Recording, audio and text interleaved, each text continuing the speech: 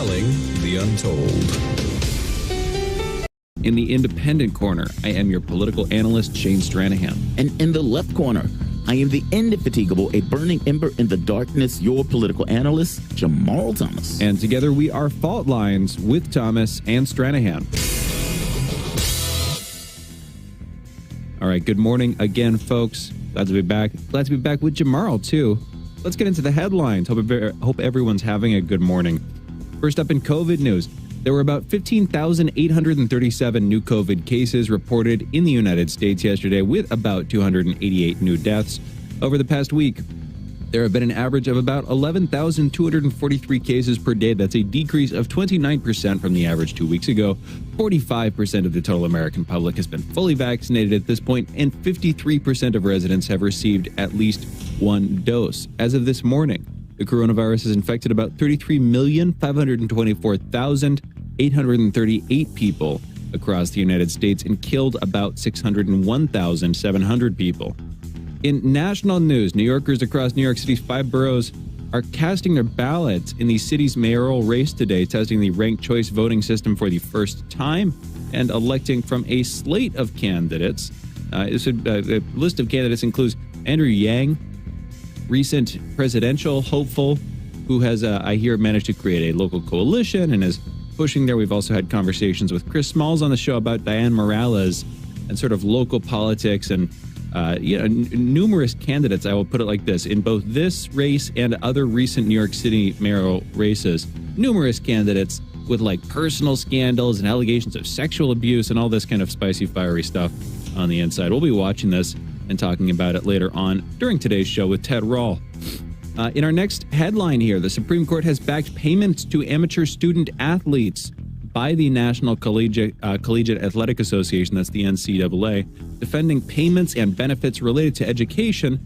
This decision by the Supreme Court also opens the door to direct pay from universities and other institutions to student athletes that make boatloads of money from the students' work. The NCAA has defended the argument that students should play the sport as amateurs. And Scientific American is out with an article titled, quote unquote, "Maybe the aliens really are here." They're talking there about the possibility that alien life is already with us, but has arrived in the form of probes, scanners, or other self-piloting technology sent from, other solar systems, that kind of thing.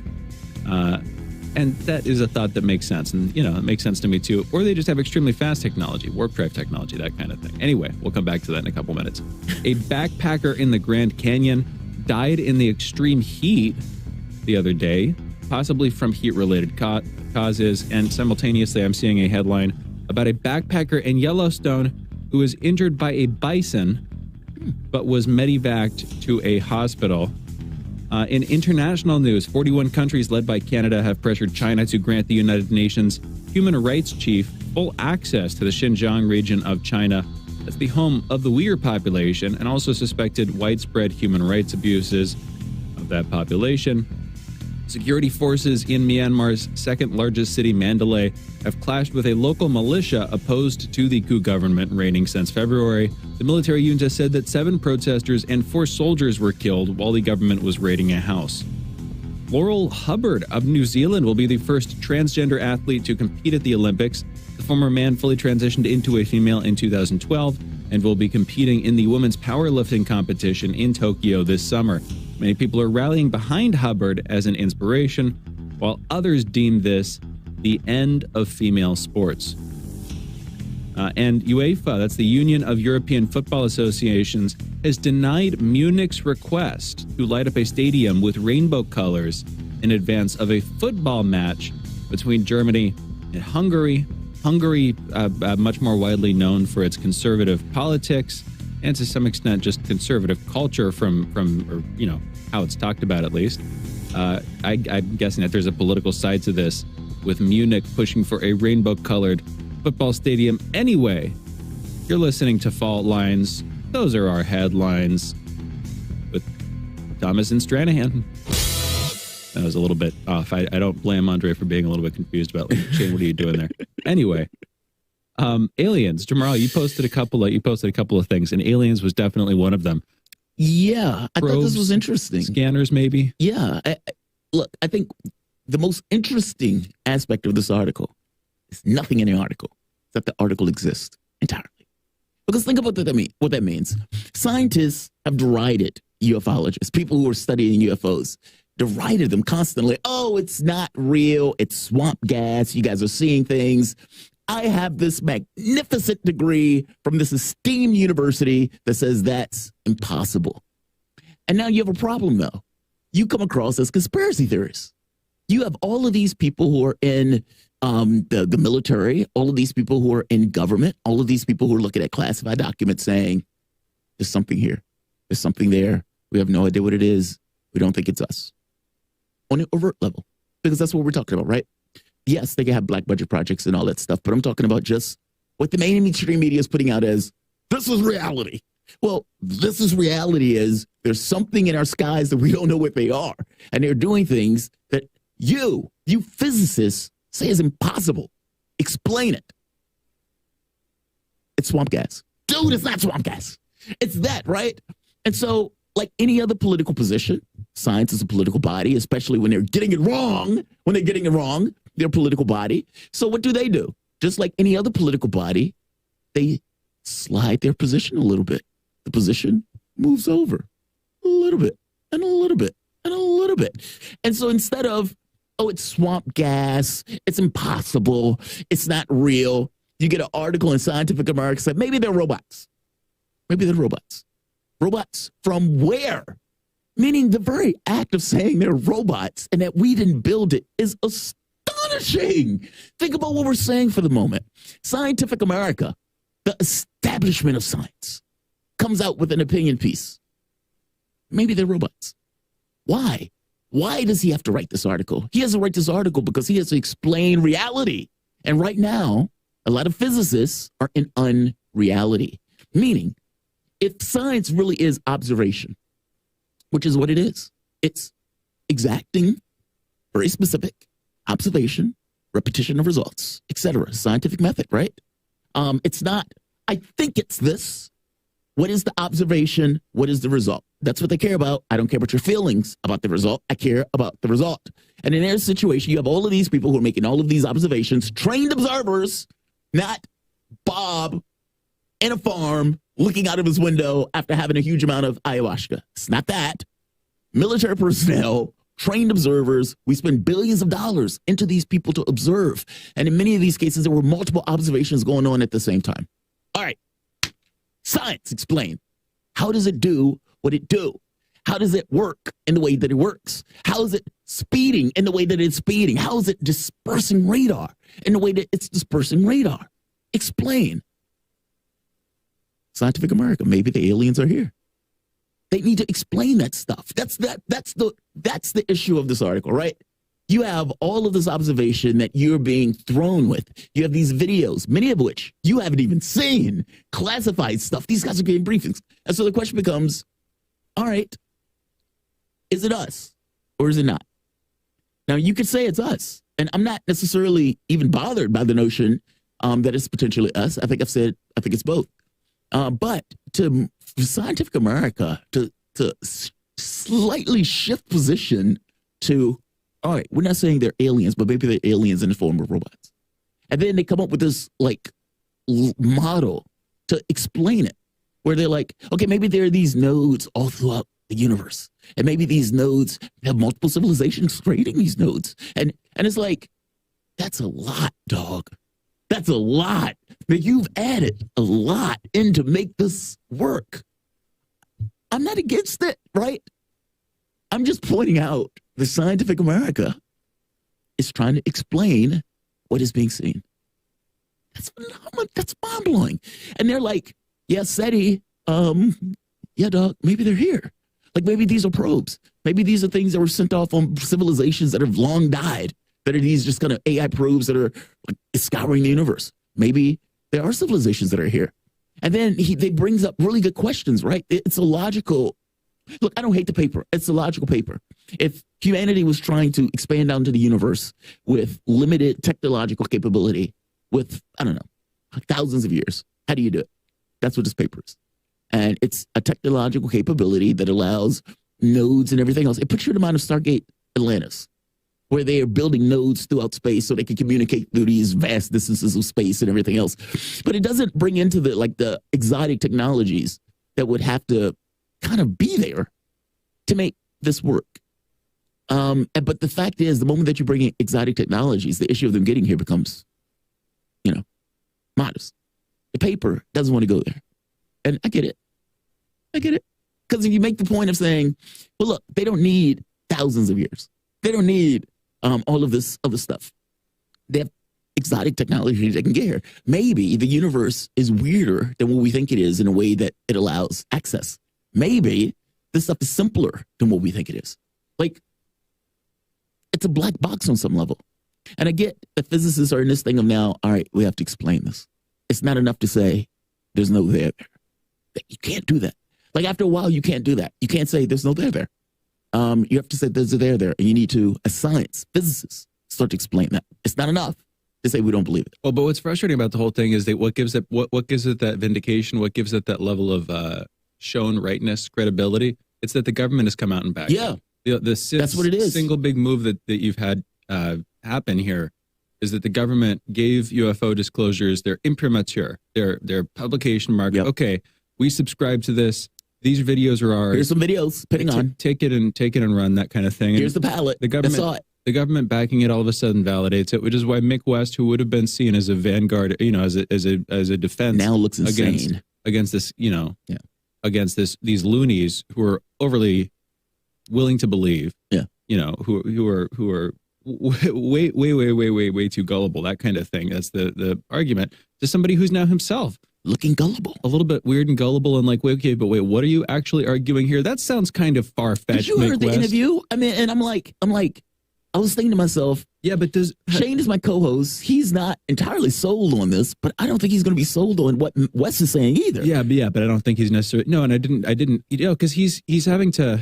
It's like everything's swamp gas. Exactly. The palettes are wrong. The palettes just got it wrong. It's all illusions, which is okay. So here's I want to get into epistemology for just a second, because we're talking about beliefs and the level of credence we should give to the different beliefs. You know what I mean? Yeah.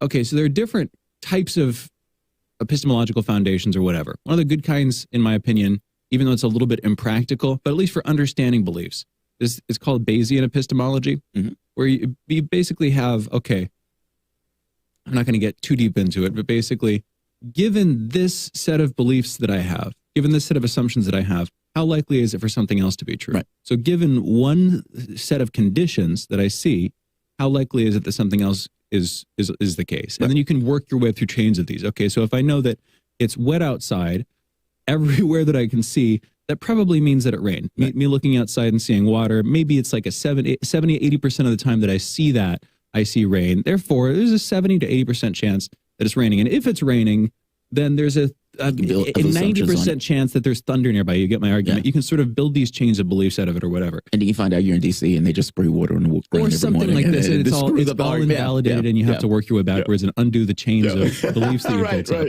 Exactly. But the point is, one of the takeaways from this, a couple of them. One, never assign either a 0 or a 1 to something. Exactly. Don't either completely believe or completely disbelieve in literally anything. Keep it somewhere in this. It can be that you're incredibly doubtful of something, or that you're very tenacious in your belief in something, but you don't want it to be absolute.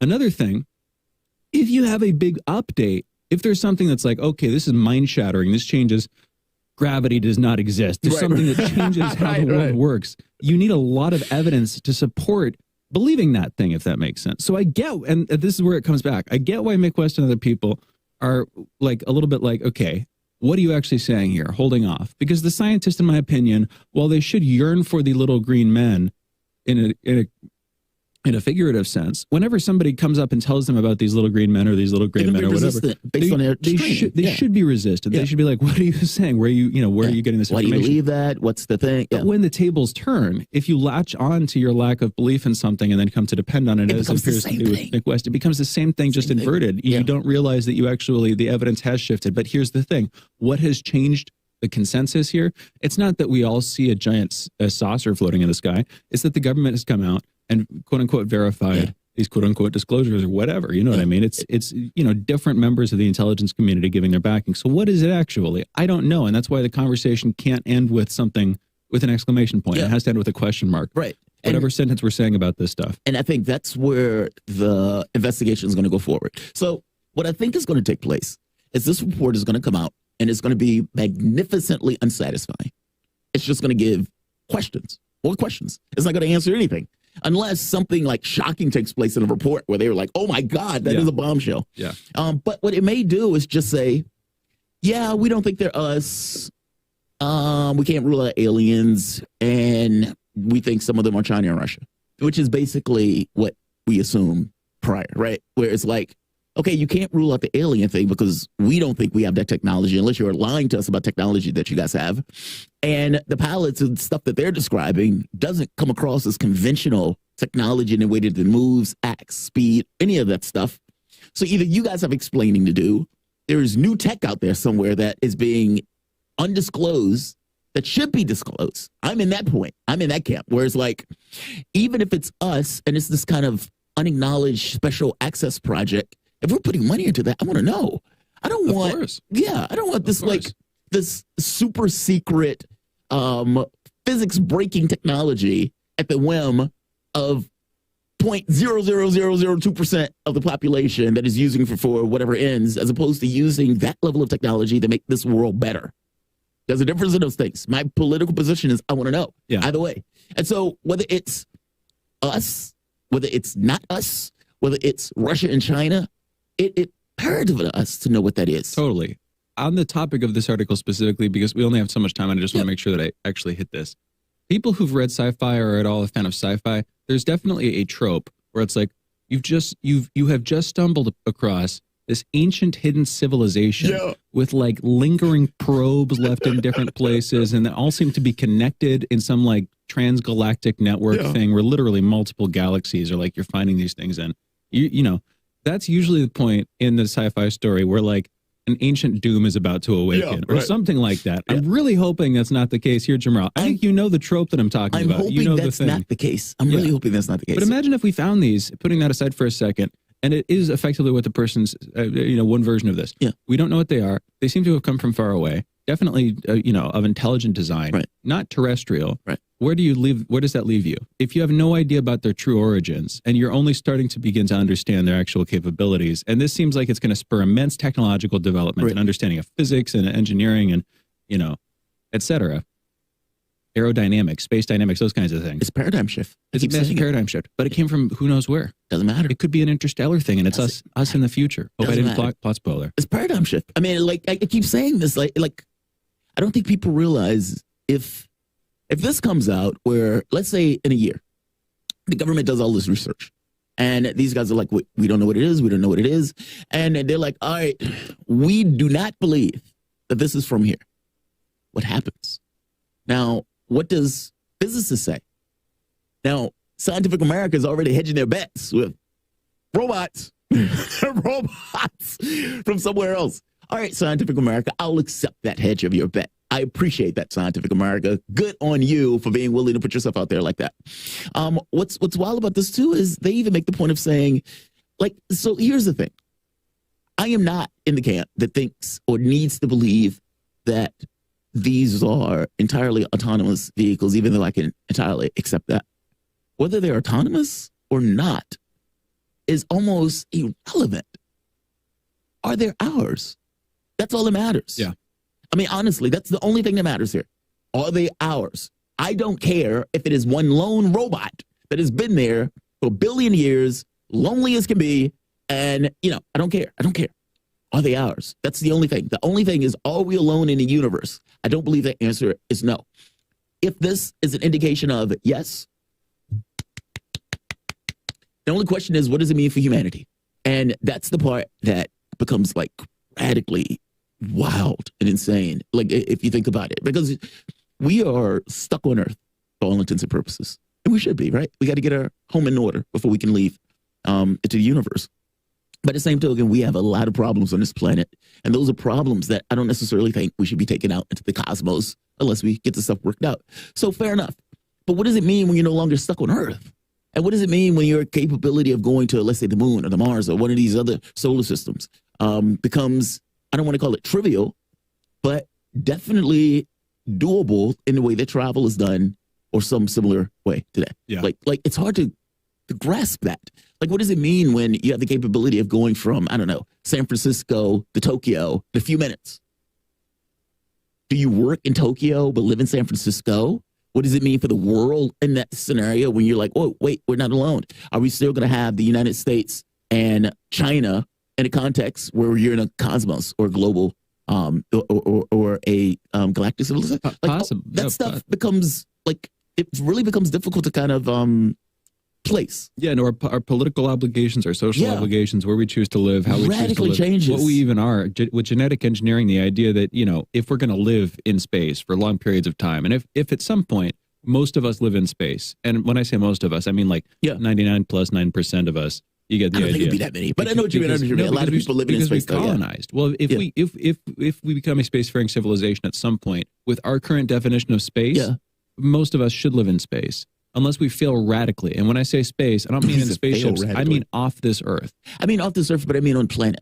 That's the thing. If we live on planets, but even then, you're going to have extra G environments, possibly different, you know, seriously different chemical compositions. People are going to be different going forward. That's the kind of thing. And unless we develop some sort of warp drive technology, we're going to be radically siloed, arguably, into our own little local spheres of power or whatever. Unless you have whatever technology that you would need to sustain a stellar civilization, you would have planetary civilizations that are interacting. Travel between them takes days, weeks, sometimes months, probably. Therefore, it's expensive. You know, you can. I'm starting to fill the thing out. It's all beyond us.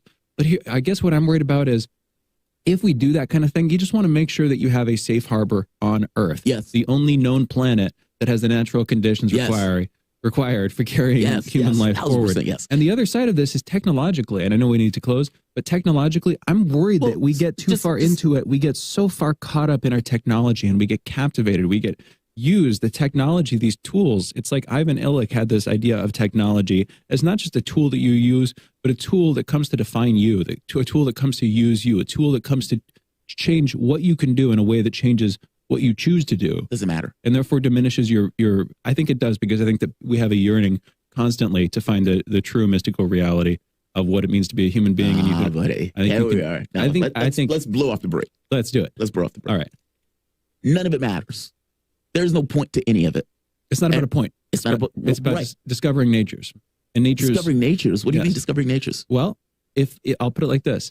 If I have senses, now if I'm going to use my senses the best to have the happiest time I possibly can, to take in all the things and love the people I can the hardest and experience all the friendships I can, those are the things that you care about. There are certain ways I need to use those. And if I, for instance, were to rip out my eye or close myself away from all other people, I could not experience what it means to be a human being and to feel the depths of joy and the agonies and miseries that, for me, define a life. I don't know how else to say it. Imagine, for instance, being raised in a completely hygienic environment. That's all you know. Meaning, if you were born without eyes, wouldn't bother you in the least. It's true. You would have a different experience. You would live a full life. But as soon as you found out about them, this other reality was there. Once you found out about them, you would wish for them. If you found out that everybody had them and you didn't, you'd be like, I know, Shane, but that's what it means to be full. Augmenting yourself also allows you to experience a reality that you wouldn't have been able to experience otherwise either. Meaning, anywhere you go is where you're at. If you say, for example, these are the things that I care about in love. Yeah, because your body is pretty much set up for you to care about and love those things and explore those things. If your body was different, you would care and love different things. Totally. And if there was some free, if in the Edenic state, the pre-civilizational state or whatever, people could just swap out 2 eyes for 4 eyes and 2 ears for 8 ears, and you could have, like, you know what I mean? Yeah. You could have sonar sensing things on your fingertips or whatever. You could have with all of that. You could do all that, but here's the point. Evolution has raised us from, like, crib to, career to have certain senses, to do certain things, all this. It's all been canalized. Our genetic code. And I appreciate it. Is providing for that. Well, we'll take over from here.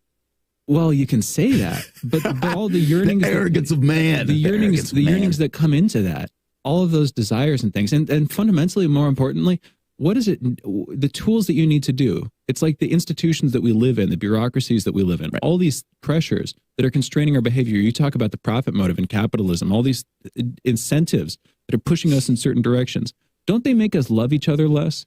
Don't they make us care about each other less? Don't they distance us from each other? These are like the fundamental things. And I think that our civilization does this to us, and it's not a good thing. And I'm worried that a spacefaring civilization would do it to us a lot more. So if we have a spacefaring civilization, there are going to be probably more humanity just because humanity has a far larger pool to expand. Earth is probably going to have like 9 billion people on it, with the idea of technology and everything else allowing Earth to be somewhat of a habitable space. Yeah. Without this notion of crowding and everything else, I don't think 9 billion people on a planet is distance. And I do honestly believe that some of the technological capabilities, I mean, Twitter, social media, those things have wed us together. I know, I don't think so. yes, they cause fights. Fair enough. 140 characters isn't the same thing as a smiling face. No, it's not the same thing as a smiling face. However, I would never see that smiling face in China or in Taiwan or in some other country without that level of technological interaction. Maybe, but I'll put it like this. No, that's not a maybe. I don't have the capability of just seeing it at a distance. But I need some kind of intermediary between those things. Is there a there? Or yes. After all these sequences of visual images, after all these pixels that send photons into your eyes, do you get the deep gratification that you would from a hug and a kiss on the cheek and a long night spent together with somebody? Or is Twitter 140 characters, 280 characters of little text in pixels that you're supposed to interpret? Would I rather have sex than Twitter? Then yes, I would take the sex. Exactly. All things being equal, though, if I don't have the opportunity for the sex and it's me being left to my own devices in a room by myself, I'll take the Twitter. Well, I would plug into the Matrix if the alternative was like a pack of hyenas too, I guess. But that shouldn't be the alternative. That's what I'm saying. This is a hellish nightmarescape that we're talking about. But I don't think it is. I guess it's always, put it this way, it's always a hellish nightmarescape for the people who are looking at a distance at it, because they can never see the entirety of the context at it. Well, maybe. And when you're in a pot of boiling water, you don't feel like you're scalding. But guess what, buddy? You're about to die. And I guess I'm worried that we're in a world that's all Twitter, but no there's sex. nothing to indicate that that's a pot of boiling water. Exactly. No. What I mean is there's nothing to indicate that future scenario is a pot of boiling water. Well, but it's only to indicate that you just don't like what that means. There is. And this is where Gnosticism comes in. There are hints that we're living in a dark world. Yes. Where things are deprived from us, and like our fundamental needs are not being met. Agreed. And our nature, it doesn't match with the system that's been created for us. 1,000% agree. There are signs of all these things, and we should rebel against the system that does these things to us. Yes, but again, I don't know what that means in the context of a future scenario. We should rebel. You should rebel against it in the only way that rebelling against it makes sense, which is to live fully as an individual with your own passion, your own purpose that you decide for yourself, right? And a sort of radical self-recognition and defiance against this oppressive system of nobody forces. is stopping you if you can from pulling yourself out of that world. I hope so. I hope nobody's stopping you from doing that. Yeah. I'm just making the point that from the standpoint, it's always a situation where people looking into the future or looking into the past outside of their own context have a darker tint on that stuff. And it's when they get there, it's different.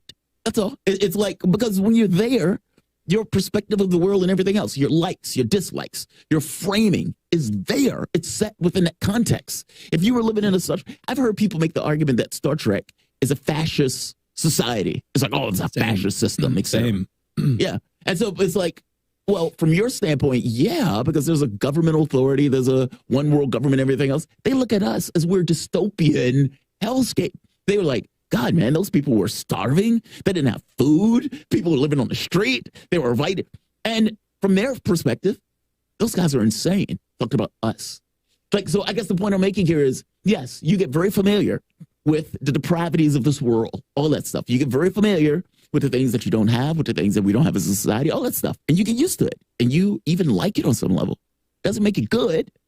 It's a dark world. Of course not. Yeah, it's a dark world. No, and I'm not saying that I would say that space shows the potential to be far worse than the present. And I'm not saying that the present is either perfect or good or desirable or anything like that. There are ways that we can make what's currently happening way, way, way, way better. And the same with space. I think if we don't go into space, it gets dystopian. I think it's the opposite on some level. I think it could go a couple of ways, but one of those ways, or more than one of those ways, is definitely dystopian if we don't go into space. Yeah. Because it's like, all right, what does our world look like? 9 billion people, 10 billion people. Is there any particular point where we even say, okay, let's stop the level of growth? And what does that look like in real terms? Are they going to have cops coming into places saying, hey, you can only have 1.5 kids? Or, or 2 kids, that type of stuff. Well, yeah, but there's also this hope. Okay, so if you assume for a second that we don't get to space, it's probably because things crash around here. Yeah, something went wrong. And then there's the hope that if things crash around here, that there is such a thing, that some philosophers are right, and humanity itself can learn, that we can learn from our lessons, that we'll retain material memories, we'll pass down cultural, energies, we'll pass down these things that change us. Like the fall of Rome, for example. We retained stuff. I mean, for God's sake, we ended up with, America is basically a clone of Rome from the standpoint of the political system. China never fell. And that's, they did, but not in the way that we're talking about, like Rome, what they call Dark Ages or whatnot. I mean, I guess we do retain some stuff. I mean, is there a global collapse? And that's the difference. I don't know if there has been global collapse. It seems that we do retain things. I guess the catch is, does humanity come back better? And does humanity come back as saying, okay, there are things that we did wrong that we need to fix. And I don't know if it's that conscious choice, conscious will. We've got to wrap it. If it happens, I think that it happens through sort of material means. It's not like we spiritually shift. Yeah. It's not like humanity on a zeitgeist level without noticing it sings to the Brahmins, and then on the other side it just is reborn or something like that, after the apocalypse, and is like a new phoenix rising or something like that. No, it's that we certain people made the decision, okay, this shall never happen again, that kind of thing, whatever. And then there was this successful tradition, lineage thing that gets passed down, carried on. We're not going to let these kinds of things happen again. Ideological belief. Yeah, and then it's clear as rape is wrong, that type of stuff. And then there's a solar cell attached to it, so it keeps itself going or something like that. It's the Energizer Bunny. If it can stay alive, if you can keep that thing persisting, if the memory can persist, if the meme can persist of its own accord, then it'll stand a chance. We got to go to Ted Rall, though. We're going to be coming back, talking about the New York City mayoral race, talking about a lot more. You're listening to Fault Lines with Thomas and Stranahan. Very, very happy to have Jamarl Thomas back from Geneva and in the studio with me this week. Austin did a great job while you were away, but very glad to have Jamarl himself back.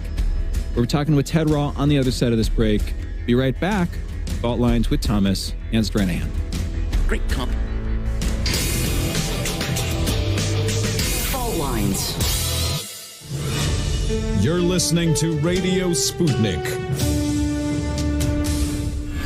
Feeling kind of blue, but maybe also kind of red, and kind of purple, and kind of alone?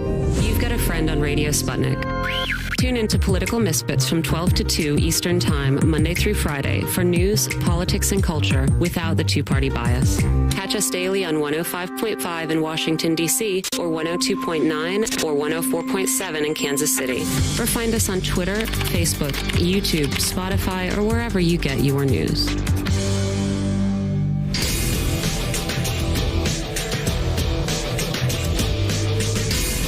Fault Lines. Welcome back to Fault Lines on Radio Sputnik. My name is Jamarl Thomas. I'm joined with my co-host Shane Stranahan, coming to you live out of our station in Washington, D.C. So there is a mayoral race in New York. Now, New York City, New York. Oftentimes when I'm traveling, the only people, only country, only state that they know is New York.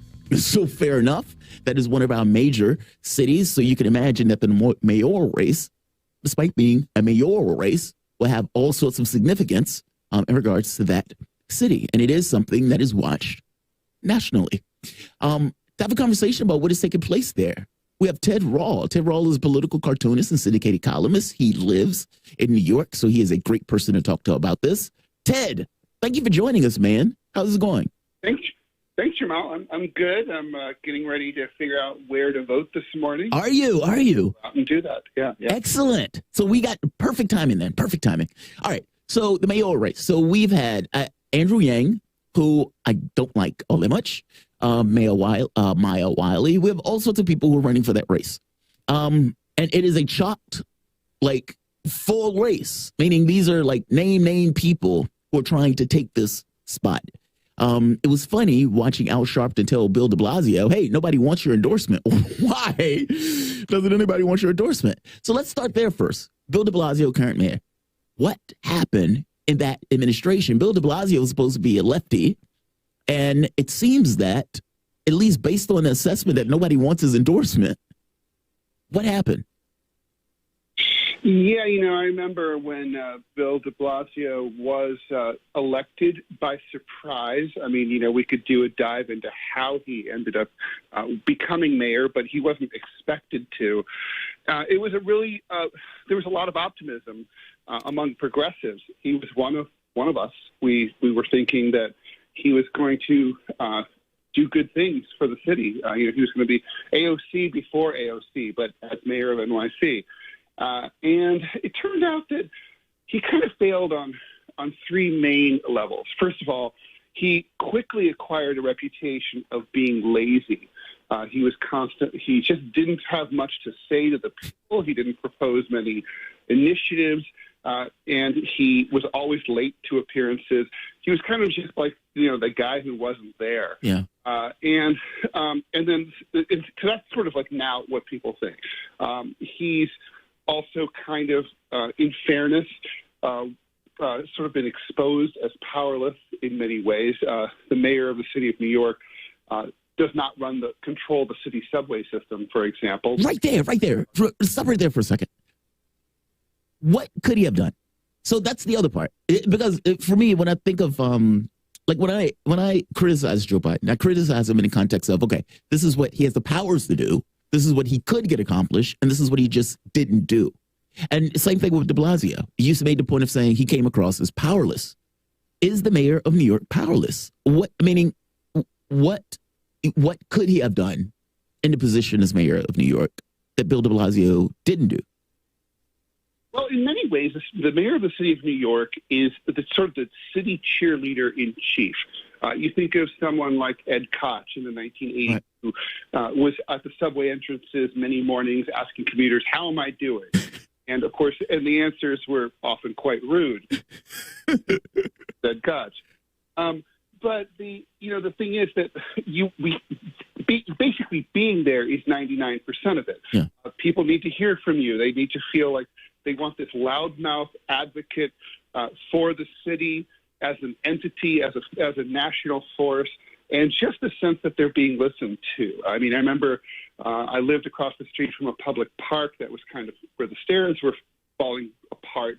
I called up Mayor Giuliani's call-in show to say that, I was worried about my elderly neighbors falling down these rickety stairs on their way to the subway.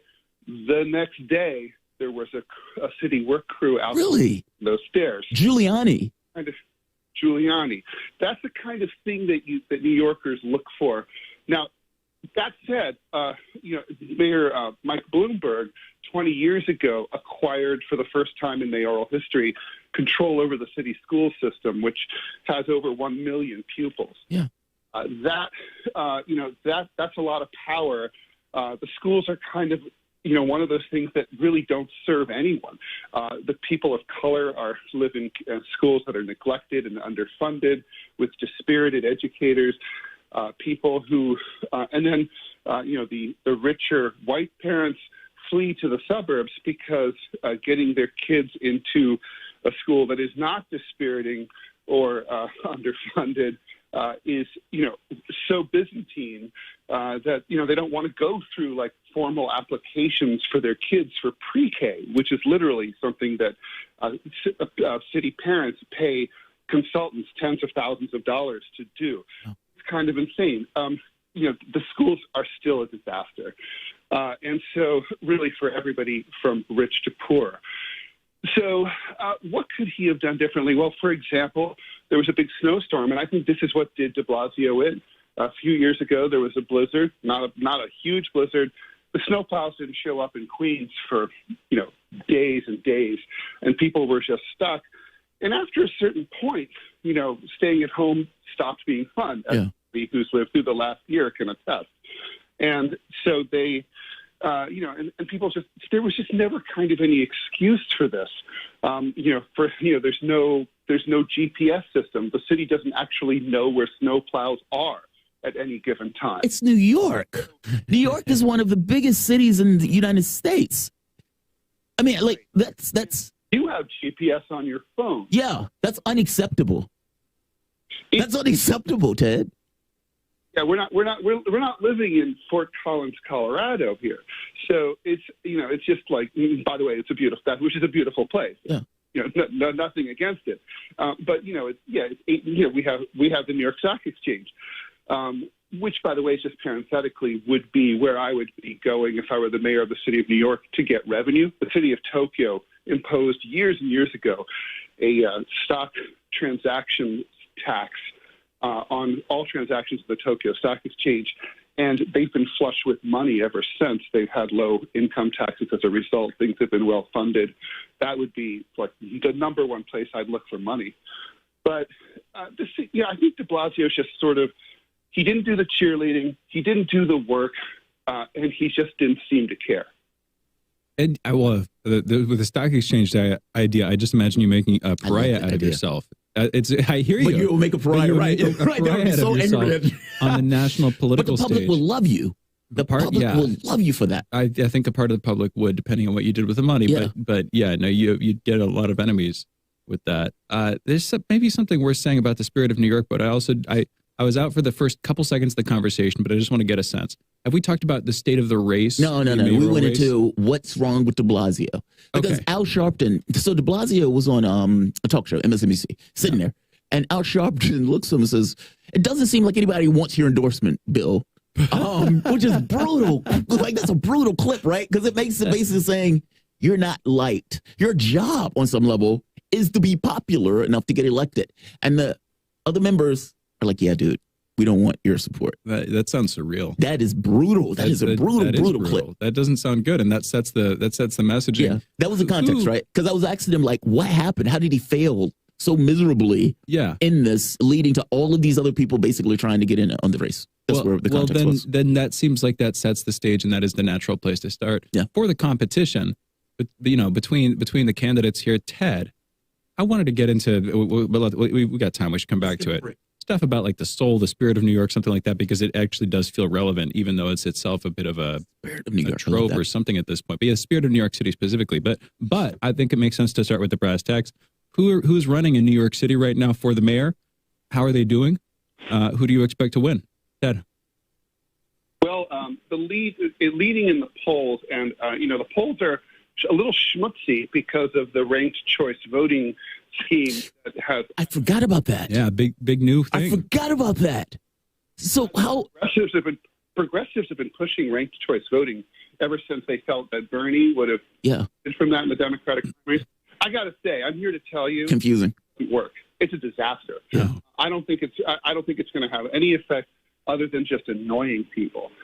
Really? It worked in the Democratic primaries where you had an abundance of riches, and you could say, like, someone like me would have probably said, okay, Bernie number one, but I'd be, Elizabeth Warren is number two. I'd be okay with that. I might go Cory Booker number three. You have to know a lot of the candidates very well, and you have to know, and you have to sort of have a good, solid number 2, 3, 4 for your vote to really matter in the choice voting scheme. In the New York City mayoral race, it's hard for most people I know to even be able to stomach one candidate, which means that their vote will likely not count in the second and third and fourth round. You want me to put a whole name? What am I supposed to fill this list with? Exactly. You hesitate to write even one name down. You're like, I don't understand. You don't have to write more than one name down. No. You can just write one name down and just go deal with it like a regular candidate. But it doesn't exactly. But isn't that? It's asking a lot of people. I think it sounds like is what you're saying. Yeah. And maybe this is a case of New York City just being an old dog, which you can't, teach certain tricks to. List of candidates are just unappealing because of the machine politics nature, right? So, for me, it's like eating at a vegan restaurant. Like, I don't have a number 2, 3, or 4. Yeah. I'll be lucky to pick one item on the menu I can stand. It's that bad in regards to the candidates. Yeah. Well, let's go into that part then. So Eric Adams is former police captain for NYPD. He's currently number 1 in the polls. It's like Black Lives Matter. It never even happened. Except defund the cops. Wow. And he's black.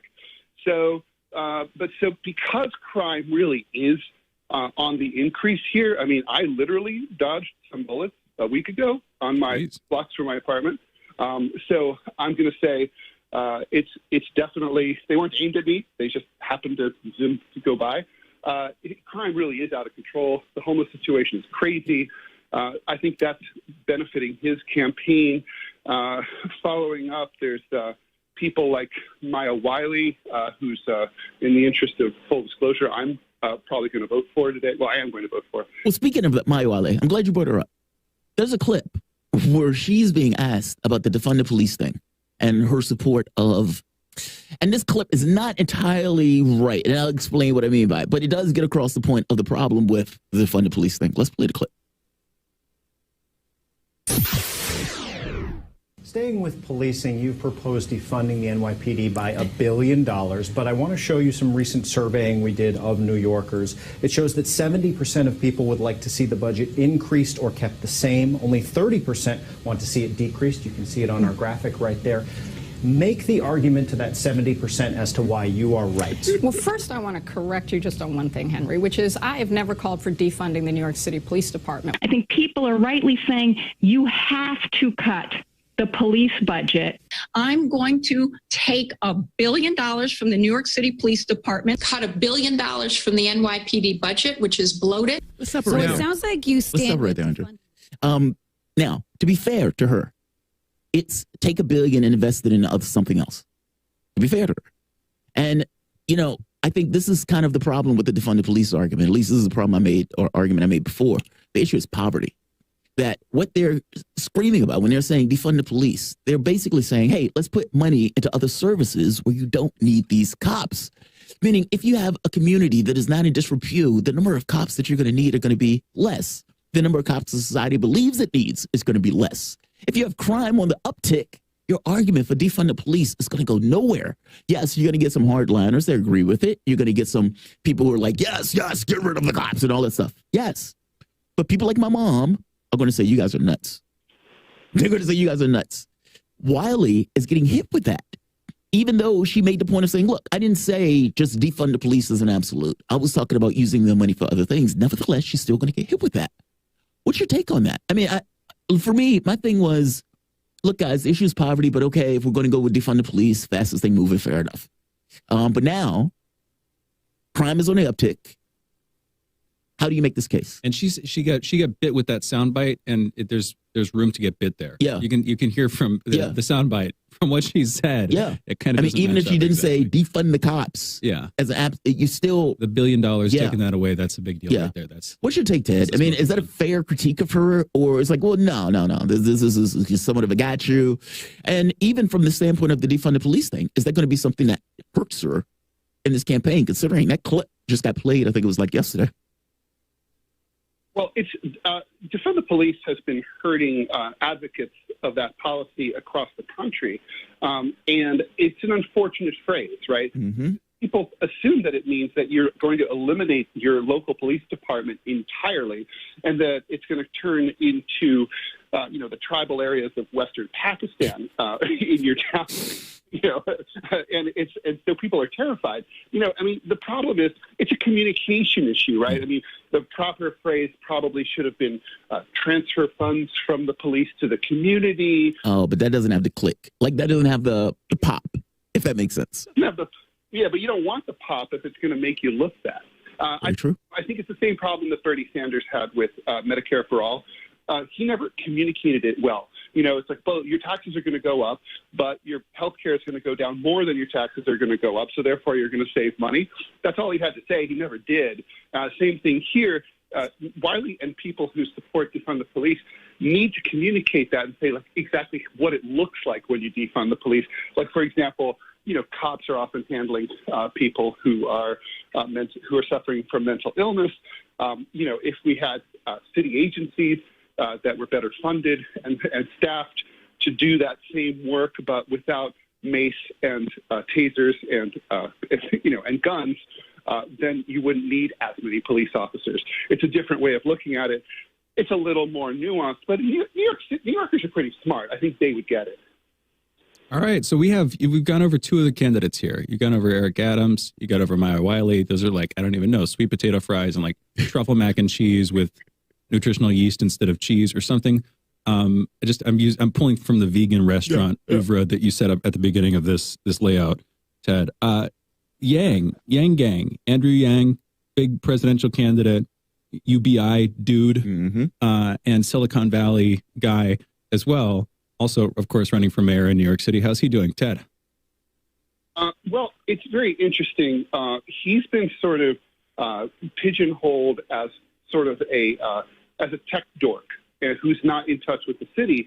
And as a result, he's been successfully sort of alienized out of a city where he's lived for 25 years to the point where a lot of people don't even really understand that he actually has been living here for more than 2 decades. There's obviously an element of racism there because he's Asian, but it also, you're as a politician, your failure to connect with the voters, that's on you. And he has a sort of a weird manner where he like sort of giggles at his own jokes every other line. It's like a tech bro. It's like a tech bro. He just presents like a tech bro. He does, and the thing is, progressives who would probably have been under other circumstances his most likely supporters are just never going to get behind him because the money behind him is Wall Street and tech money. His politics are small c conservative. He's not a lefty. He has been talking a lot. He's the only candidate that I know of who accepted any endorsement by a police union. Even Eric Adams did not accept an endorsement from his own former union. That's what I was about to say. He used to be a cop. Yeah, he's a cop. But Eric Adams is, he's Manhattan. He's a Brooklyn borough president. Yeah. Very powerful position. I should have mentioned that earlier. And so Yang has sort of the smell of the carpetbagger on him, sort of the way Hillary Clinton did when she came to run for Senate in 2000. And I think that's just hurting him. Let me ask you this. Based on what Yang wanted to do in regards to this kind of, because look, I agree with you. I don't think Yang is a lefty at all.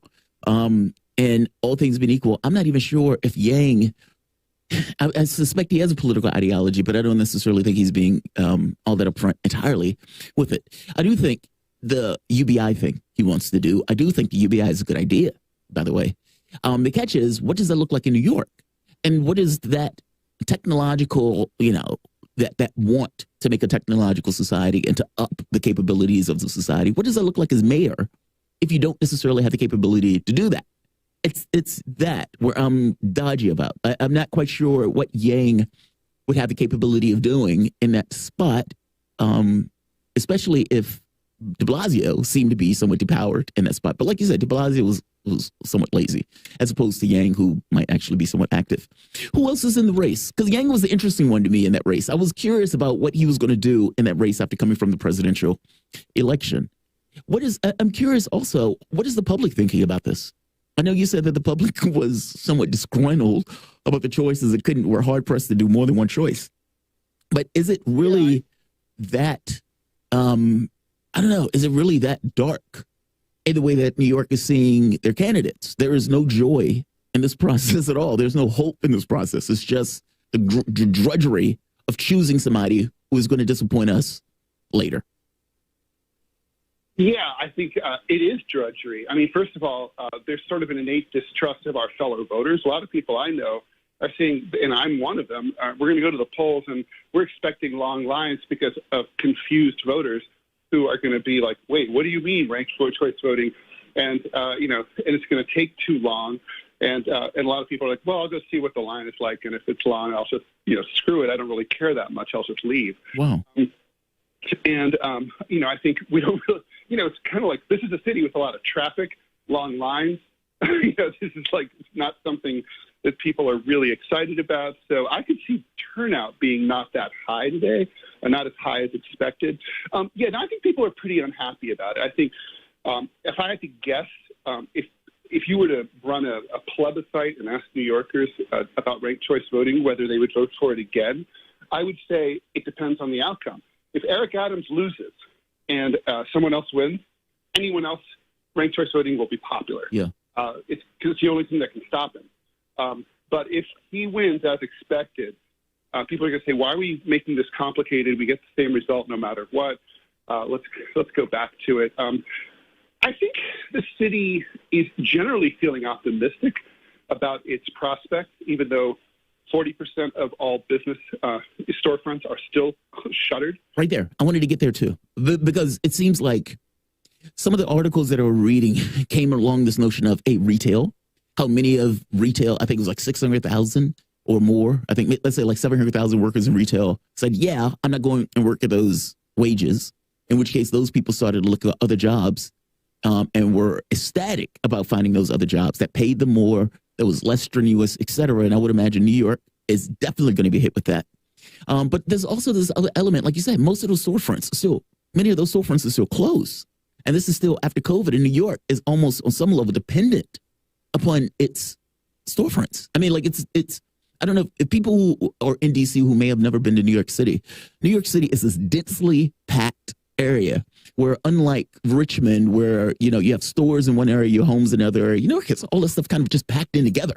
Like you could be walking in the neighborhood and all of a sudden, oh, there's Manhattan Chess Club. Oh, there's a corner diner. Hey, there's that. There's a restaurant. There's this. It's a really fascinating, honestly, one of my favorite cities, despite the fact of the congestion and everything else. So how is that being managed? And how is that even being talked about by the various mayors of trying to fix that or resolve it? I have not heard any credible solutions from any of the mayoral candidates that sort of resonated or make any kind of sense. I'm glad you brought that out, Jamarl, because in a lot of places, like where I grew up in Dayton, in Ohio, when the downtown was just rusting away and the factories were closing, people who lived in the suburbs didn't really see that every day. Yeah. There's a psychological component to this. A lot of people live directly above stores. I'm 40 feet away from the nearest storefront out the front door of my building.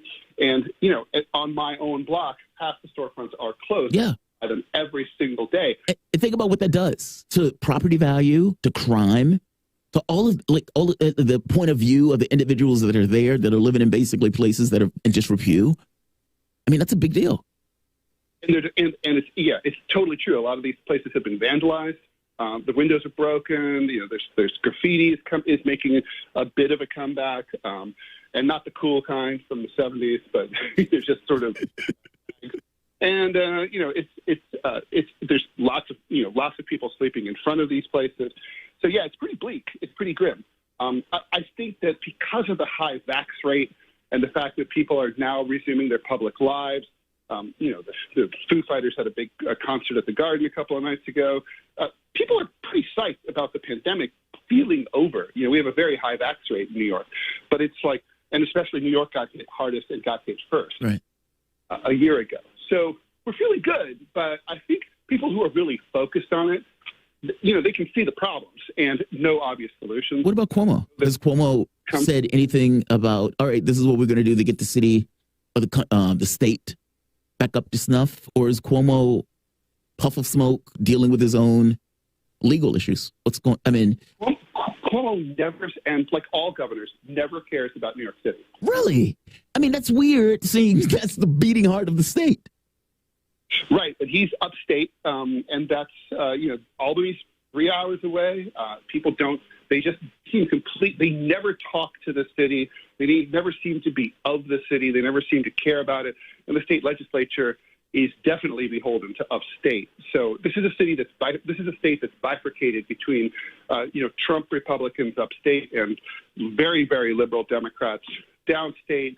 But even in, for example, Long Island, there's a lot of Republicans. So it's it's kind of like analogous to California in that way. L.A. and San Francisco are Democratic, but the rest of the state is red. Very interesting. Ted, thank you for this rundown. I really appreciate it. Great episode or a great segment. The voice that you guys are listening to is Ted Rawl. He's a political cartoonist and syndicated columnist. You can follow Ted on Twitter at Ted Rawl and read his cartoons and articles at rawl.com. You guys are listening to Fault Lines with Thomas and Stranahan. We will be back in a moment.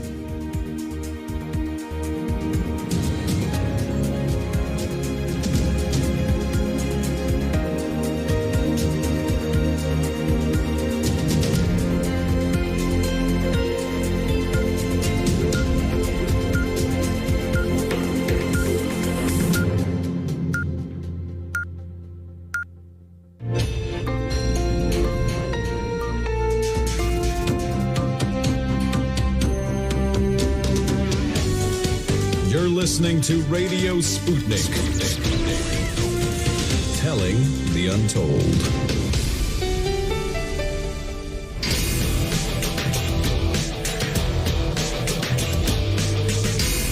Fault lines.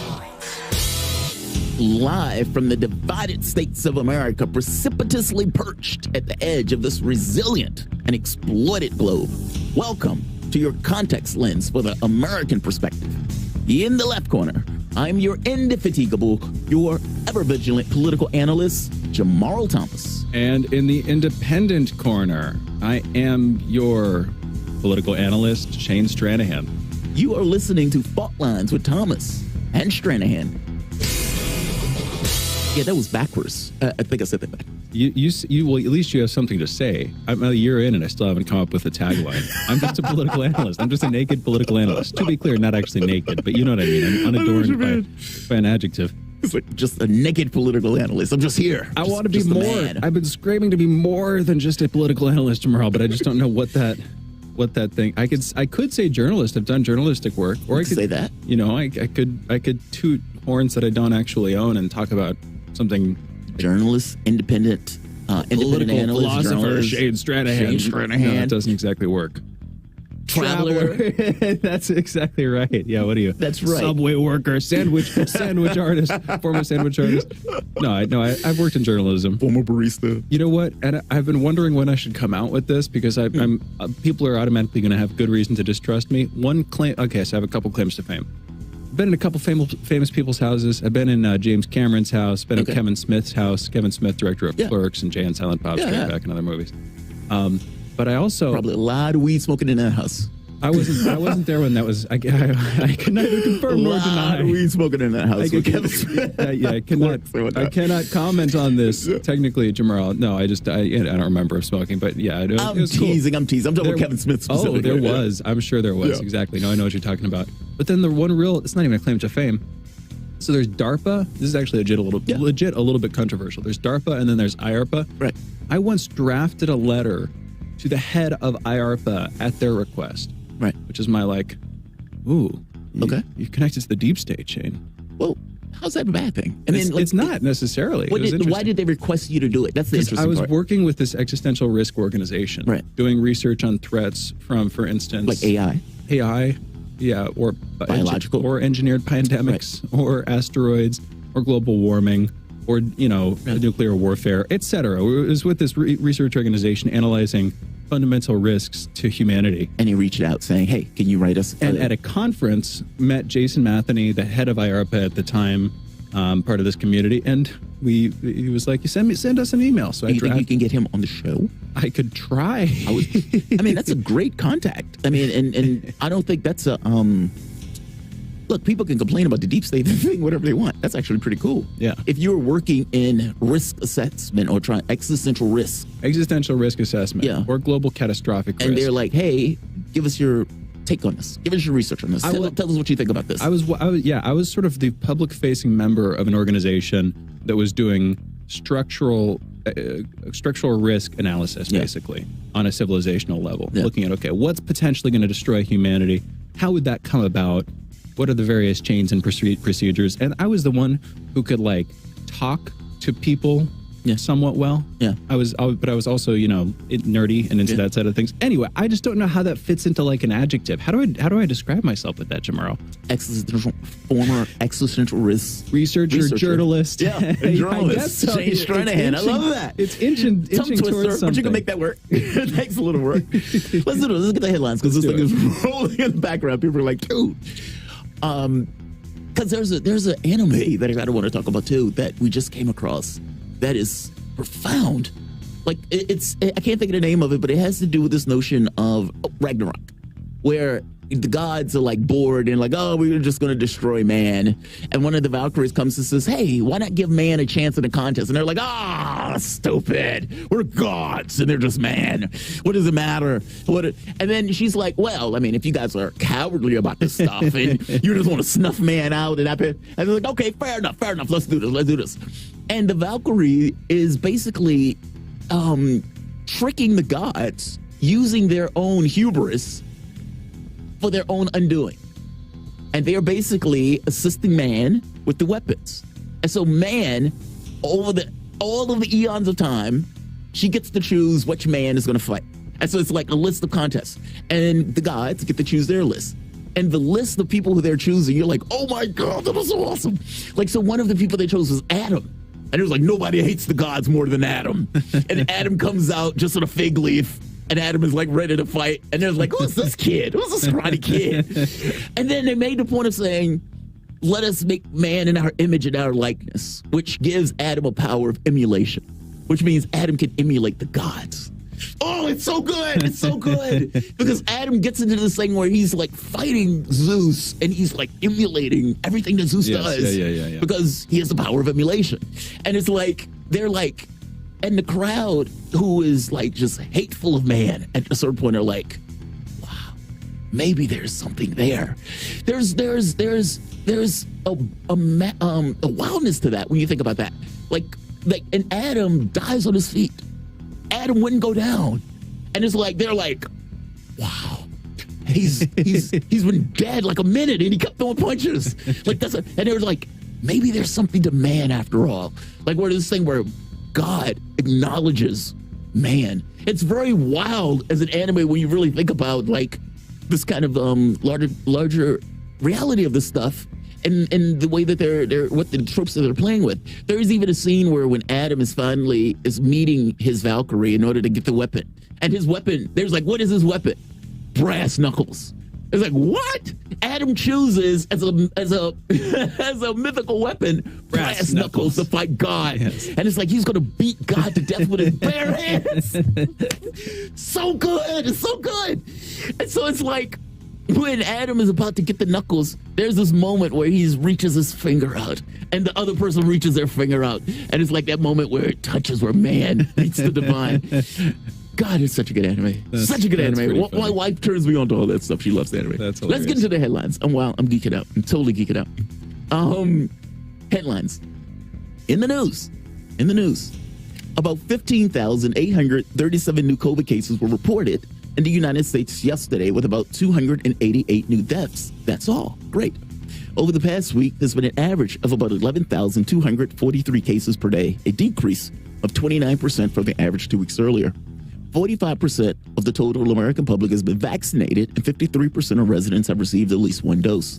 As of this morning, the coronavirus has infected 33,524,838 unfortunate human beings across the United States and has killed an even more unfortunate 601,730 human beings.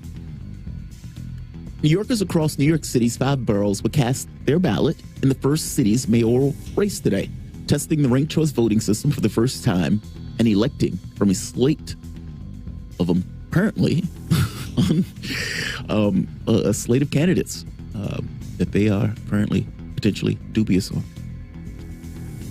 The Supreme Court has backed payments to amateur student athletes by the National Collegiate Athletic Association, the NCAA, defending the payments and benefits related to education, but opening the door to direct payment from universities and other institutions that make boatloads of money. Thanks, Shane. From student athletes. The NCAA has defended that argument that students should play the sport as amateurs. Scientific America is out with an article titled, quote, "Maybe the aliens are really here," unquote, talking about the possibility that alien life is already with us, but has arrived in the form of probes, scanners, and other self-piloting technology. We talked about that earlier. So a very long conversation on that one first thing in the morning. It was actually a great conversation about it. A backpacker in Grand Canyon died in the extreme heat, possibly from heat-related causes, and a backpacker in Yellowstone, injured by a bison, was medevaced to the hospital. 41 countries led by Canada have pressured China to grant the United Nations human rights chief full access to the Xinjiang region in China, home of the Uyghur population, and suspected widespread human rights abuses at the camps. Security forces in Myanmar, second largest city, Mandalay, have clashed with local militia opposed to the coup government reigning since February. The military junta said 7 protesters and 4 soldiers were killed while the government was raiding a house. L'Oreal Hubbard of New Zealand will be the first transgender athlete to compete at the Olympics. The former man fully transitioned into a female by 2013 and will be competing in the women's powerlifting competition in Tokyo this summer. Wow. Many people are rallying behind Hubbard as an inspiration, while others deem the end of female sports. We should talk about this. People are going to be very angry at this conversation. UEFA, the Union of European Football Associations, have denied Munich's request to light up a stadium with rainbow colors in advance of a football match between Germany and Hungary. Those are your headlines. You guys are listening to Fault Lines with Thomas and Stranahan. All right, let's go into the breach. I don't think female athletes, or let's say men who transition into female athletes, should be able to compete with female athletes. Now, people would be very angry at me with this.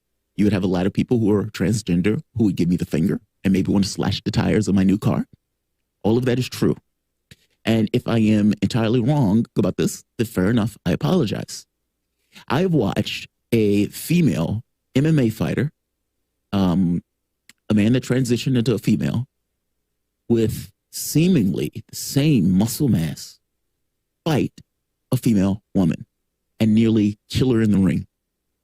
I see that, and I hear all of the people saying, there's no difference, there's no difference, there's no difference. Muscle mass and everything else, no difference, no difference. I saw that and I said, you guys are insane.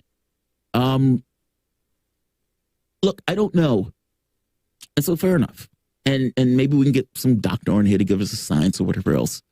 But if there is even a 1% additional muscle mass associated with the transition, then they should not be allowed to compete. If you want to compete in a sport that is transgender, fair enough. I have no issue with that. If you want to make that a category, zero issue with that. I even have no issue saying that transgender women are women. No issue with that either. Fair enough. But at some point, ideology stops, and reality doesn't really care about your ideology.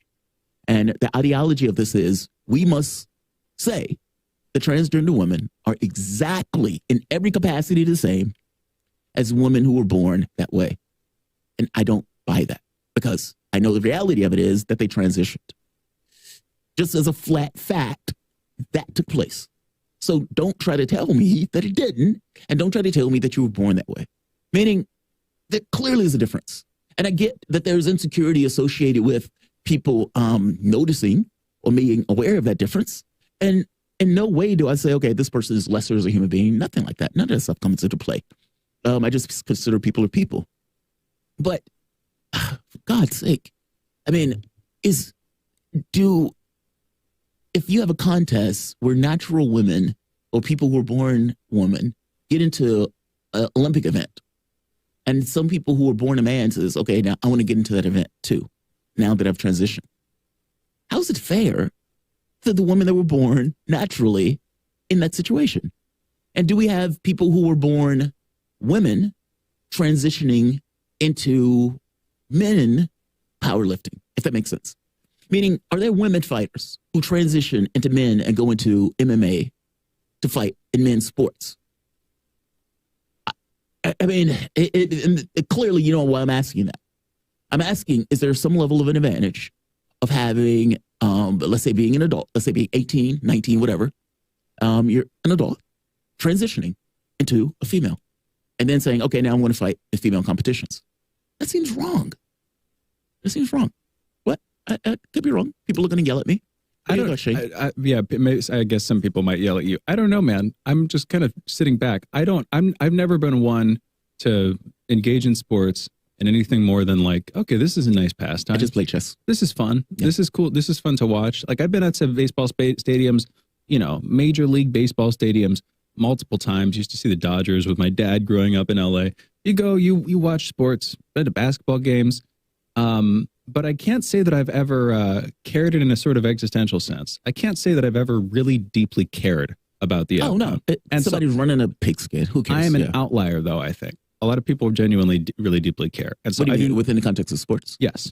A lot of people really care about sports. And I don't want to step on anybody's or run roughshod over anything here. But my perspective on this is like, okay, all you big institutional sports teams, which is really what we're talking about. We're talking about an industry. No, we're talking about Olympics. I know, but guess what that's backing? That's backing a worldwide industry. That's not just a geopolitical thing between nations. Those are major industries. A lot of people making money on these things. We're talking about industry. Sports is an industry, to be clear. It's part of the entertainment industry, I'd argue. But anyway, my point is, I'm okay to sort of sit here, watch people argue about something that is peripheral to me, while something that I kind of am critical of, the institution of mainstream sports, the industry of mainstream sports, that arguably hurts a lot of people, turns something that could be pure enjoyment into a sort of cash grabbing opportunity. I don't know. I guess I have reasons to be critical, and so I'm like chaotic neutral or chaotic evil, even just sort of gleefully watching people argue over this stuff.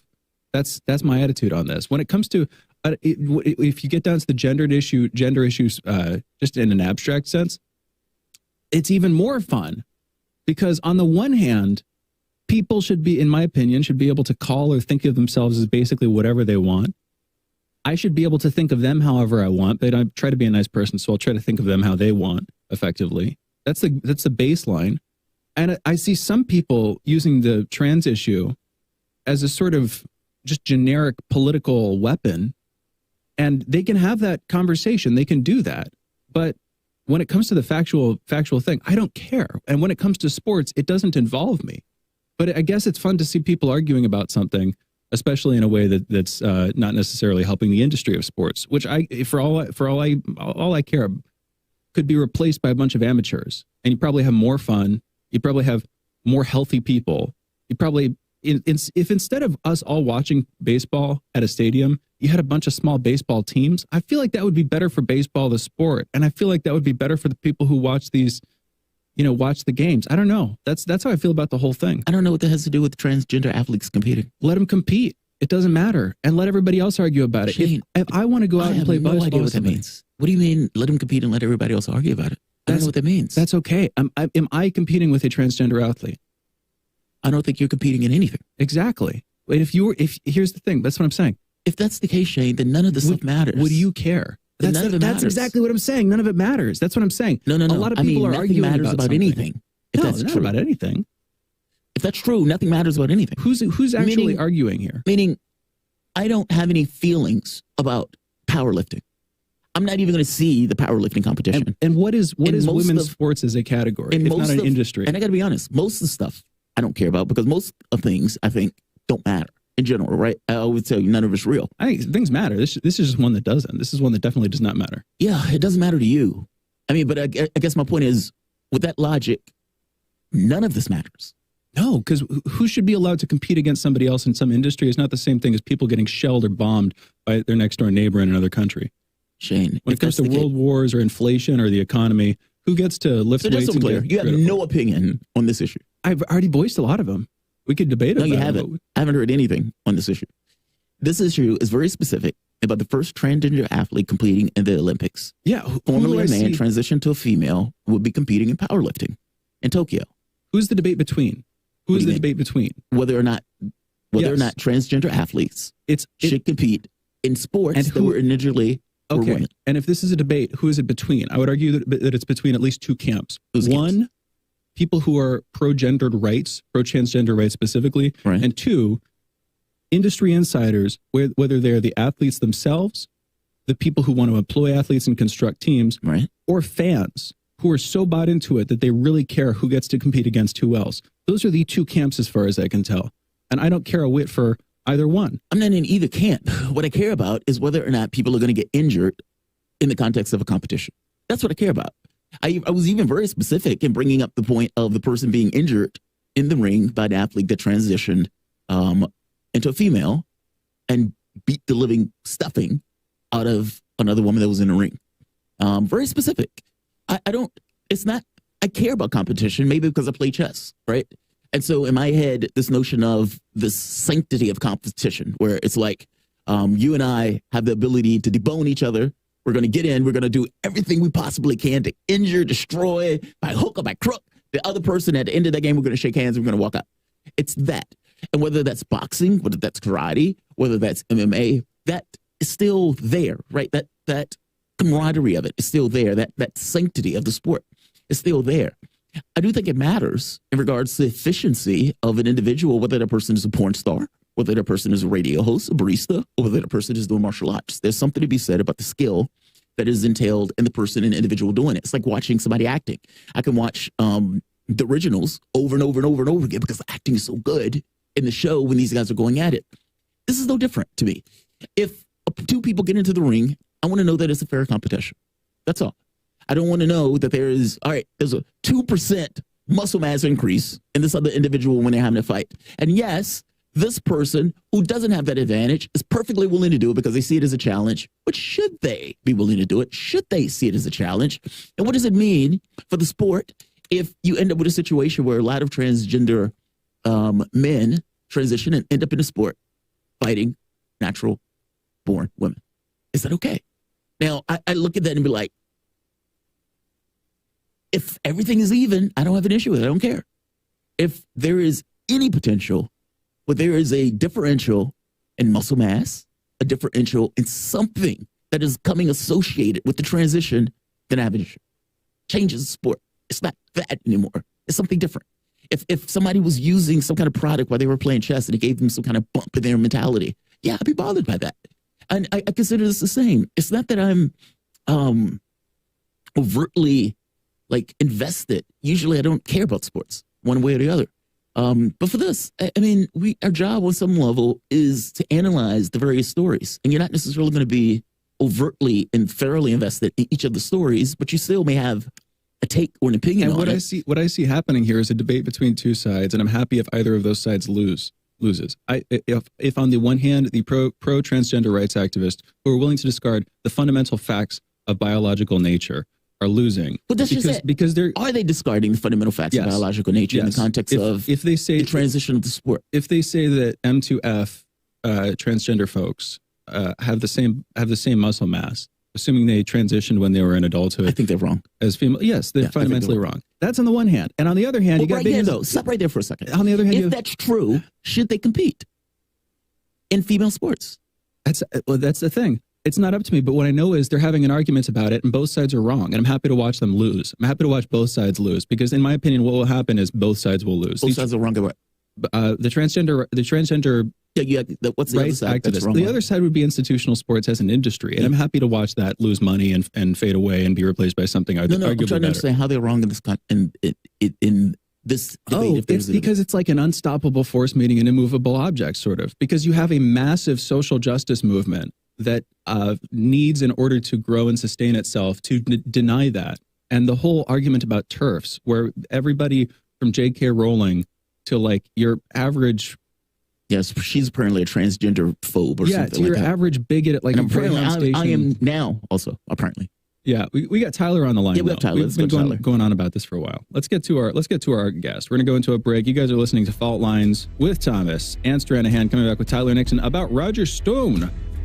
The railroading of Roger Stone, what happened on January 6th, and more. You're listening to Fault Lines. We'll be right back.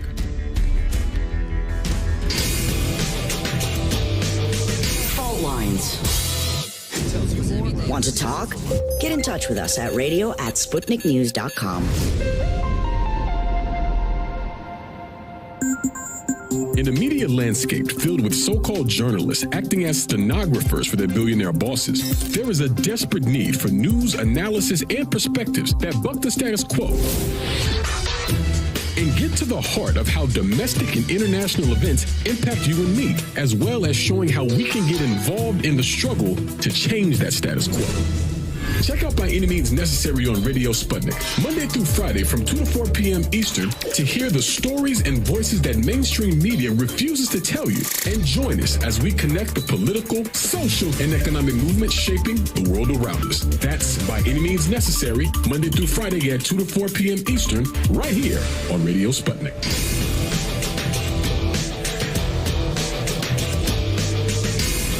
Fault Lines. Welcome back to Fault Lines on Radio Sputnik. My name is Jamarl Thomas. I'm joined with my co-host, Shane Stranahan, coming to you live out of our station in Washington, D.C.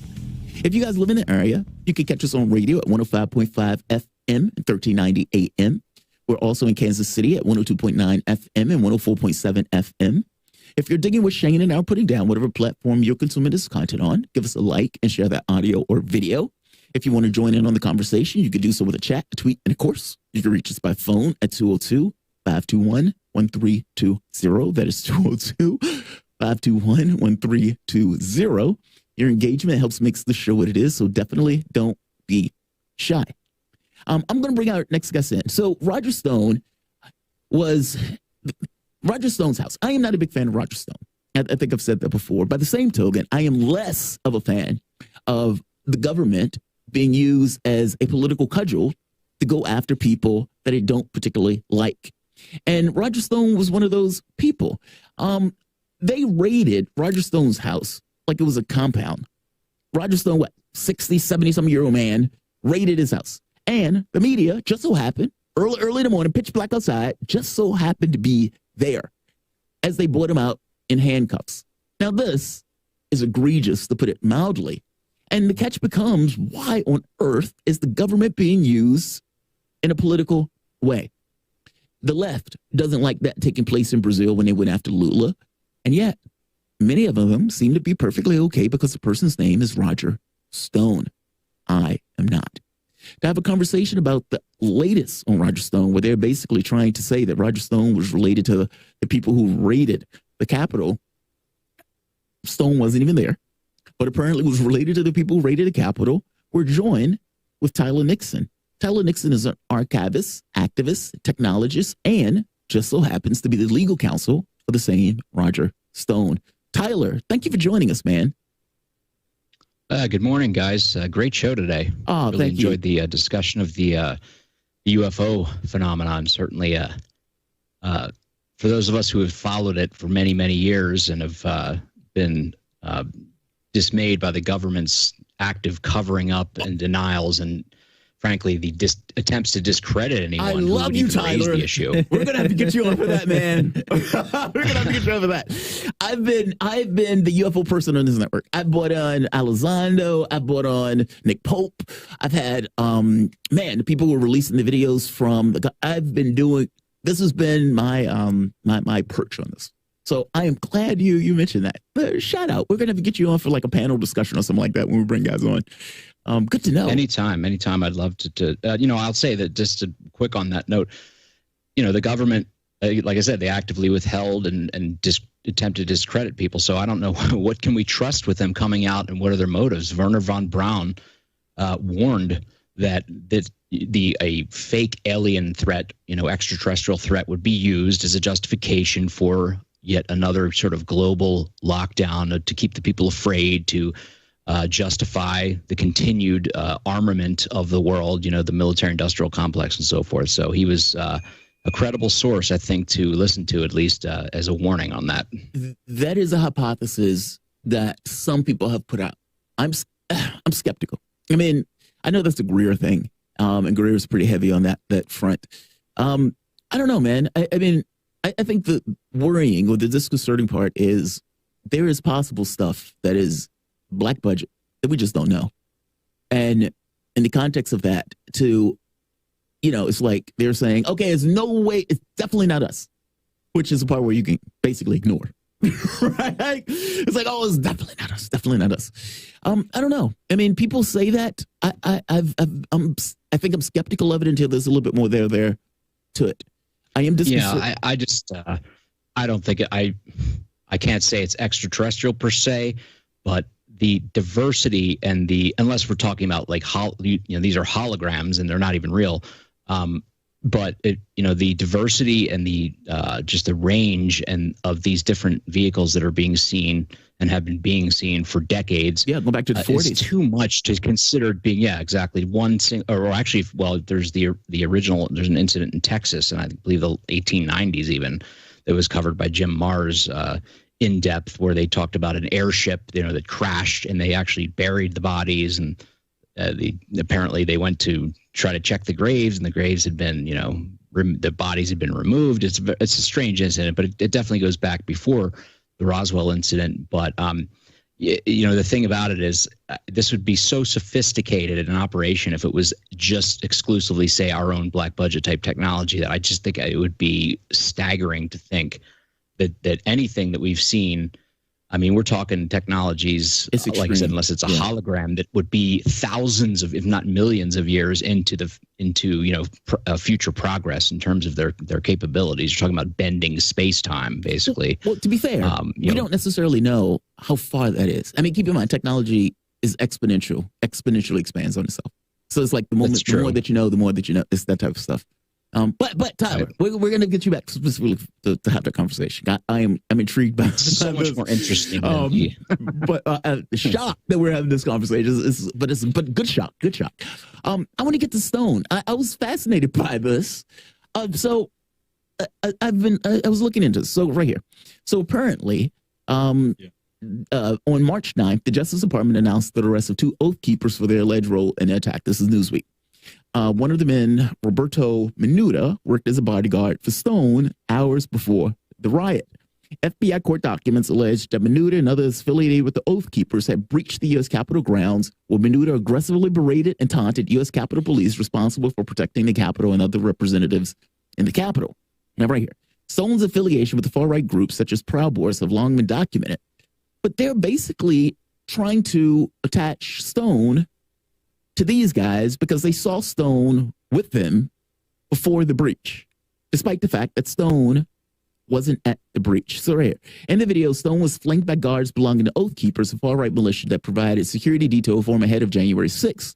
The New York Times identified Oath Keeper members who guarded Stone on January 5th and 6th to have later stormed the Capitol. And because of that, somehow Stone is responsible. This is very strange. I mean, right here, as Stone delivered remarks to the event, I mean, basically, because Stone talked to and had people around him that were affiliated with people who raided the Capitol, that Stone somehow is guilty or responsible, despite the fact that Stone apparently wasn't even there. Tyler, what on earth is going on with this case? First, did I describe it correctly? But on top of that, what's going on behind the scenes on this? Like, what have you encountered in regards to your dealing with the defense of Stone here? Well, I mean, this is just witch hunt 3.0.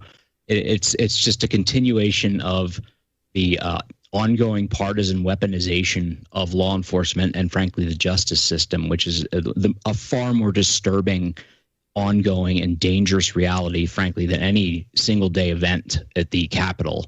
Even if you think the whole thing was really a full insurrection and was some sort of planned plot, this is the just the degradation for the most debased purposes of again, the justice system. The only place really we have to turn in a highly partisan charged environment to hope to get some sort of balance and hope to get some sort of basic justice and a normalcy, I guess, or a return to reason and rationality and logic in dealing with events and divvying up relative liabilities when things happen. Now, I mean, you just went through a story which is just full of loaded terms. I mean, as we've seen with the propaganda so-called media that is furthering this, just as they furthered and advanced the Russian collusion nonsense. He aggressively berated. Oh my God. Wow, you better lock him up for life. He aggressively berated some officers. Oh, geez, yeah, that's a capital offense, right? So, and then also far-right militia. The Oath Keepers is not a militia. I remember signing up right after I got out of the Army for the Oath Keepers just to be on like a mailing list, and all it was it's a loose organization of former law enforcement and military who have said, you're signing it, you will maintain your oath to the Constitution, and mainly when it comes to things like, say, confiscating firearms from American citizens as some sort of wholesale gun grab by the federal authorities or anything like that. And there might be more active organizations, but it's not a militia. These guys now, what's it they call them, the Boogaloos, I guess, or whatever. They're more like a militia, and there are militia groups for sure. but they're certainly not high profile. If there are, real militia groups are invisible. You don't see them. They're not advertising themselves. So, this whole cast that they're trying to paint on the whole event, as far right extremist and all this stuff. I mean, when you see that, you can know you're not reading news. You're reading opinion disguised as news. You're reading, frankly, propaganda disguised as news. Well, now, as to Roger's involvement, Roger Stone, I mean, every single time he gave remarks in any setting, whether it was appearing on, for interviews and whether it was writing up any kind of opinion piece, comments, consistently said, we do not resort to violence. And this is, of course, this was all coming on the heels of a year of looting, rioting, all kinds of just mayhem being perpetrated in the cities to the tune of billions of dollars, dozens, if not hundreds of deaths, and certainly countless injuries, all kinds of just a breakdown of American cities. And so, the sense was with the Trump people and so forth. First of all, we don't engage in that kind of crap. We're not going to go out and get violent. We're not going to engage in that. That's not our thing.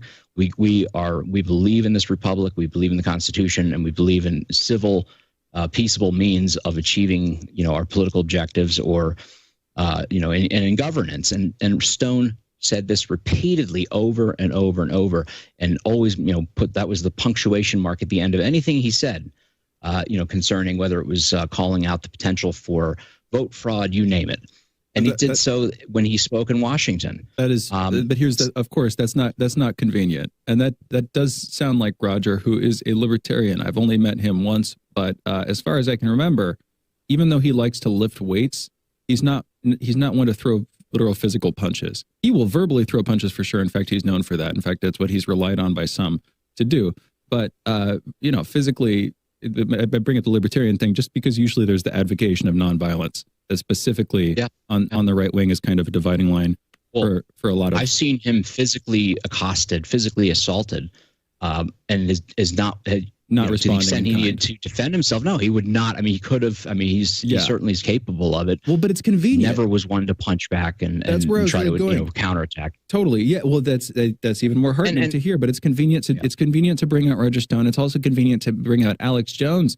I see some people bringing out. Now, the problem is, of course, there was some genuine attempted something going on here, and I don't even know if insurrection is the word that I would use to describe the intent of some people. But I see in the same article, as people are talking about Alex Jones and Roger Stone, they are bringing up Ali Alexander, who was advocating for people being willing to lose their lives and shed blood. And it's not only a traditional thing that you'd expect. It's also what you see on Snopes or these other fact checkers. It's the exact same kind of thing they do, which is you conflate, you associate, you bring in one credible instance. Smear by association. Exactly. And then you smear by association. But here's the thing. When you say Boogaloo Boys, Proud Boys, the Oath Keepers, there's a weird line here because on the one hand, I do not doubt that some members of those groups were either involved in the worst elements of what happened on January 6th or believe that something like that should happen again. On the other hand, these are just independent political groups. And in the same way that, here's where I'll put this. There's both something, in my opinion, a little bit to be worried about, definitely. And at the same time, these are independent new political associations, just like Antifa. And while there is a lot to dislike about either of these from whatever side you're on, I guess what I'm worried about, what I'm reminded of, is Bowling Alone, that book by Robert D. Putnam about the collapse of civil society and how what new political groups can you think of? There was Occupy Wall Street for a little while. There's the Tea Party. The recent thing has been Antifa, the Oath Keepers, the Boogaloo Boys. I know some of these have been around for a while, but they've been making a resurgence. That is our alternative political space in public right now. And I guess I'm worried that both of them appear to be extreme and are painted as so extreme. And that's what the alternative is. That's what the viable sort of political space is to be in public, where you have violent confrontations on the street between Antifa and Proud Boys. That's not a good way for our political system to be. But those seem to be how people are supposed to get engaged and display themselves publicly, get involved in public politics. Does that make sense, Tyler? I mean, are you not at all worried about the sort of violent clashes that we saw last summer and those coming back to the fore, those being pumped up and, really disrupting things politically in America? Where are you on that, Tyler? Well, no, I think you're talking about these are street gangs who don't represent the main of any sort of political views on either side necessarily. And also, I mean, one thing I will point out is when I hear about the head of any Antifa or the head of Antifa or any organization Antifa is an FBI informant, then I think we'll see that there's actually an equivalency between these groups or among these groups. I think there's clearly, a bias against. And look, I mean, I've known Proud Boys, and I know Proud Boys, and they're the ones I know are all peaceable people. They're not looking for spoiling for a fight, but they've been attacked. I mean, there's one here in Denver. He has been targeted by Antifa. He has had his tires slashed. He has had them menace his family. He's had to move 3 times. He has had his car, you name it, vandalized. He has had threats made to him that are on a level that's just despicable beyond belief. I mean, this guy's got a young son, and he's a hardworking construction, a tradesman. He is not interested. He does not advocate violence. He has said, "Look, you're all my brothers. I love you. I love all other people," and he was, a libertarian in a libertarian style, sort of, nonviolence. But at the same time, it's like when you are attacked like this and you're targeted like this with these despicable tactics, which, to me, in a larger sense, is exactly what the federal Bureau of Investigation is doing with regard to Roger Stone and Alex Jones, and the investigations and the absolutely heavy-handed, beyond belief, draconian and double standardized targeting of one side and trying to inflate it into this, what it really is not. And while you have, so-called Antifa throughout the country that are engaged in, all sorts of underhanded activities. Just here in Denver, they were out there harassing the hell out of, making threats to people like Andy No, who has, done an interesting job exposing them for their tactics, for what they are. And yet you get no response. The Denver police even stood there like, statues, not willing to make arrests when there's clearly, at minimum, disorderly conduct, disturbing the peace, assault, battery, and they're not doing anything. It's like, and if anything, they're protecting those people from a backlash. We've got a real problem that goes beyond simply there being only, as you would say, sort of these darker alternative outlets for political expression. I'm glad that we're past it. It seems like the active street fighting has faded away, because for a while there, you had to be either in the position of completely avoiding involvement in the conversation or siding with one or another of these groups, both of whom, if you're active, I'll put it like this. If you're actively, if I'm having to advocate or defend for a group that is actively getting into street fights with another group, it feels like morally repugnant to even get into that dynamic, to even be, okay, well, this is right or that's wrong or whatever. I don't want to stand for either one of these things. And that seems to be for a time where politics was in this country, was you had to defend one or, one of the groups against the other, basically, which is, again, right. It's just like a vulgar place morally for the politics to be. I don't know if that just, Jamarl, does that make sense? What's your take? I disagree. I mean, you don't always choose the situation to which you find yourself. No, yes, all things being equal, I would rather be a paragon of virtue standing there getting a mani-pedi or massage or whatever else in this kind of lap of luxury without these things attacking me. By the same token, if you are presented with a conflict, you're stuck with the conflict that you're presented with, and you have to act accordingly. Look, we're going to have a disagreement on this. Anti-fascists are specifically anti. They're not a pretext or primary. There's something in response to. And while I don't necessarily like or can agree with everything that has taken place in regards to their methods and everything else, I do understand the necessity of having a pushback against what I consider, in many respects, to be violence. But again, see, this is the thing, because now my response wants to be, now my brain wants to go, but dude, didn't you see them breaking windows and doing destruction of property and getting into these place? I have no idea who was responsible for it. If you're asking me, how do I know who's responsible one or the other? And then this is where the conversation went, and it's almost passed out of recent memory. Yeah. Because then my natural response is like, but dude, there are people out there with Antifa, self-declared, self-described I even was very Antifa. clear and said, I don't necessarily agree with each and everything that was taking place. However, I do recognize that Antifa is anti-fascist.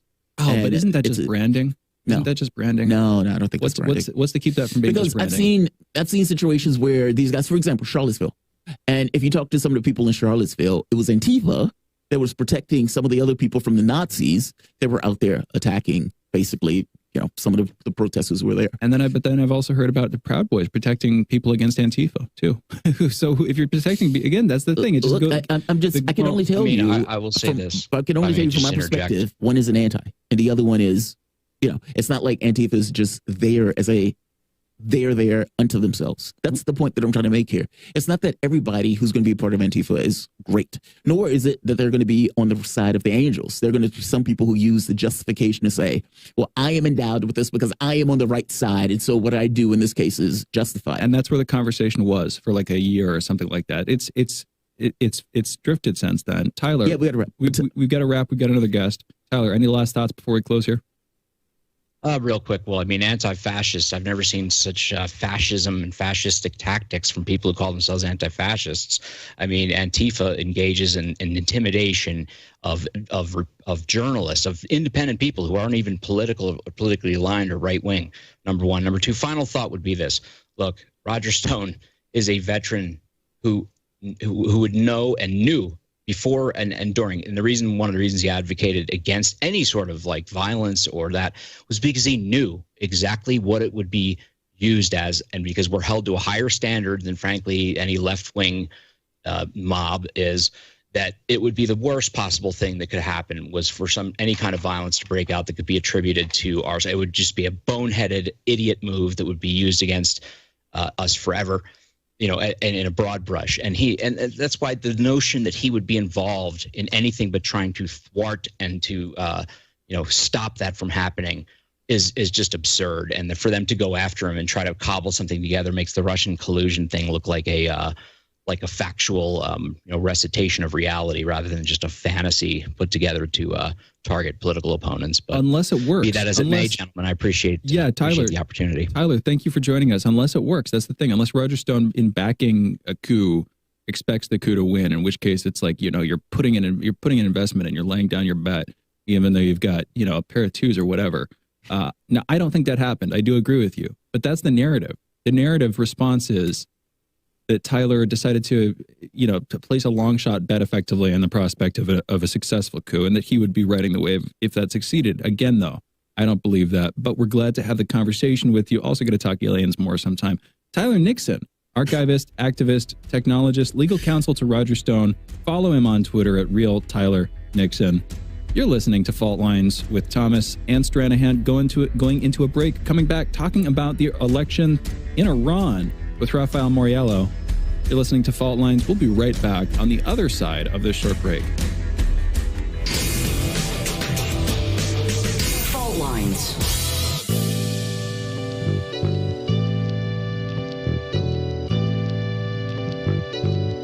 What's the most important hour of the day? It's the Critical Hour with Dr. Wilmer Leon. On this show, we don't just deliver the latest headlines. We divide the real from the fake. Tune in to hear from some of the most brilliant political minds of today. Get in-depth news and analysis that goes beyond the surface and digs straight into the details. Set your clock to the Critical Hour for a news perspective unlike any of those other guys. Tune in to the Critical Hour with Dr. Wilmer Leon, weekdays 6 to 7 p.m. Eastern, and catch us on Facebook Live. You're listening to Radio Sputnik.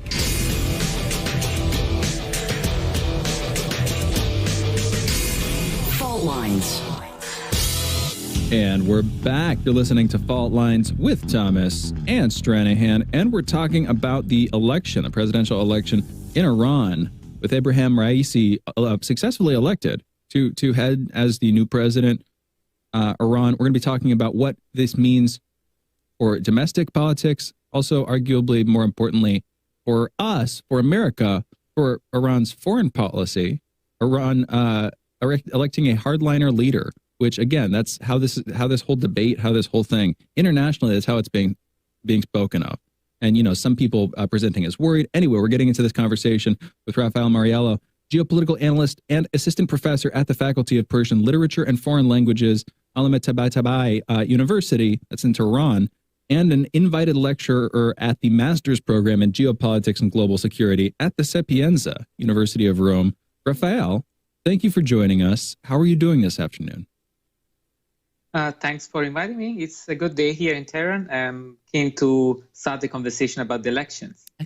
Fantastic. Great to have you. So speaking there from Tehran, from the capital, how is his victory, how is Abraham Raisi's victory being received? Going into this, he was the front runner. How is it being taken locally, Rafael?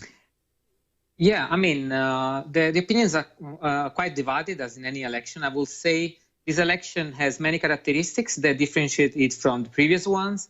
Is this the first time that we had a low turnout of electors? Less than half of those who could cast their ballot did it, which is very new in Iran. And the election was expected because it didn't have very strong adversaries in the election. So basically, we knew he was going to be elected. We were waiting to see the numbers, and he got 18 million votes. It was very ahead of the other competitors. So we will wait and see how he will form his government. In Iran, the candidates don't present the government before, so we don't have any idea of the people that will join him in the government. We'll need to wait for a couple of weeks, I guess. Rafael, thank you for joining us. What about the criticism that basically he was chosen, he was selected, not chosen? That part of the reason that the turnout was so low was because basically the Ayatollah, he was this choice. This wasn't a situation where the public went out and made a free choice in regards to who they wanted. It was a selection among hardliners because that's basically who the Ayatollah wanted to take charge of government. Is that correct? Is that too simplistic? Yeah, I mean, that is the narrative, certainly, what we hear on mainstream media. Right. I won't say that is, completely incorrect, but it, as always, is portraying the reality in a kind of disguised way, in the sense that certainly the elections were not as fair and as democratic as people would wish in Europe or perhaps in the United States, but still they could choose. And they had the main adversary, which was Hemati, was the previous head of the central bank in Iran, was in the government of the outgoing President Rouhani.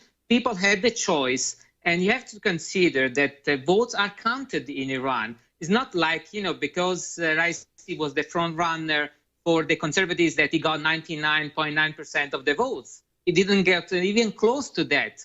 So ballots are counted. The elections are serious. Yes, they are not completely free in the way that you might perceive that in Europe and the States, but you have to consider that the system is different. They have this body known as the Guardian Council that vetoes the candidates based on several rationale. The main actually point was not the people that were chosen. The main point was about two people that were rejected. One was the former president, Ahmadinejad, who anyway tried to run in previous elections and had already been banned from running. Right. The main surprise was Larijani, he's a very important politician in Iran, and anyone was surprised that the Guardian Council didn't allow him to run, with a moderate conservative, let's say, but elections were not written. People could vote for Hemati, decided not to vote for Hemati. But from my perspective, the main reason people didn't get out to vote was not because the elections were rigged, because they weren't rigged at all. It was because they don't have a very good alternative when it comes to the moderates and in particular the reformists, but also because of the situation of the country, of the economy, and the outgoing government as basically when it comes to the economy. And then there's the social issue, the reforms. But as you know, in any election, in any country, the most important issue is the economy. Right. The outgoing government trusted the United States with the JCPOA, failed, and there is discontent among the population. That is obvious, I would say. So I'm curious, what is the hardliner going to do in this situation? Because the economy is still an issue. Foreign policy is still an issue. Rouhani was burned. In regards to the JCPOA, that's still one of those things that are taking place. I mean, so despite them choosing a hardliner, he's still on some level stuck with the same mechanics that Rouhani is stuck with. Okay, do I go back to the JCPOA and try to get rid of the sanctions? Are we going to make some kind of deals with Saudi Arabia in order to bring down tensions in the region? Honestly, even in Afghanistan now, with the idea that the Taliban is basically going to take it the moment that the United States leaves. And what is Iran going to do about that? I guess, I mean, this election is going to be on some level relatively important because there are going to be all sorts of issues that are confronting Iran right now. What is Iran going to do about the JCPOA in regards to the economy? Is Rossi going to be open to going back to it? Or is he forging a new path? I guess my question is, what's happening now? What happens next? No, that's a good question. First of all, let me say that I don't like the idea of using the word hardliner because, yes, Raisi will be hardliner vis-a-vis the United States. I would agree on that. Right. But if you consider on the overall perspective, he's a conservative, which is a different thing. That's in the sense, he won't be an hardliner when it comes to China. He won't be an hardliner vis-a-vis Latin America. So, I mean, we have to be clear about not abusing the mainstream word that do not allow us to actually have a good analysis of the situation. So what we should expect from Raisi, he pointed out very clearly, and again, in this case, you clearly see he's not an hardliner, that he is keen to go back and together with the United States within the JCPOA. So, the idea of hardline not accepting the JCPOA, that is not the reality. He said clearly the reality is the United States got out of the deal. There is already a deal. We don't want another deal. If you come back, we come back. So we want to have this deal. So he thinks that the JCPOA, basically, although it has issues, it is a good deal. So yes, from my perspective, the main issue is the economy. So he needs the JCPOA, or let me say better, it would be better to have the JCPOA so that he can address better the issues of the economy. But my point is, you can expect him going more towards China, toward Russia, toward the global south. Which was the policy that Ahmadinejad pursued. Although it will be in a different way because Raisi is a very different person. He has a very different worldview when it comes to Ahmadinejad. And he's new to politics, if you wish, in the sense that he's the current head of the judiciary in Iran. Previously, he was the head of the most important religious foundation in the city of Mashhad, but he's new to politics as such.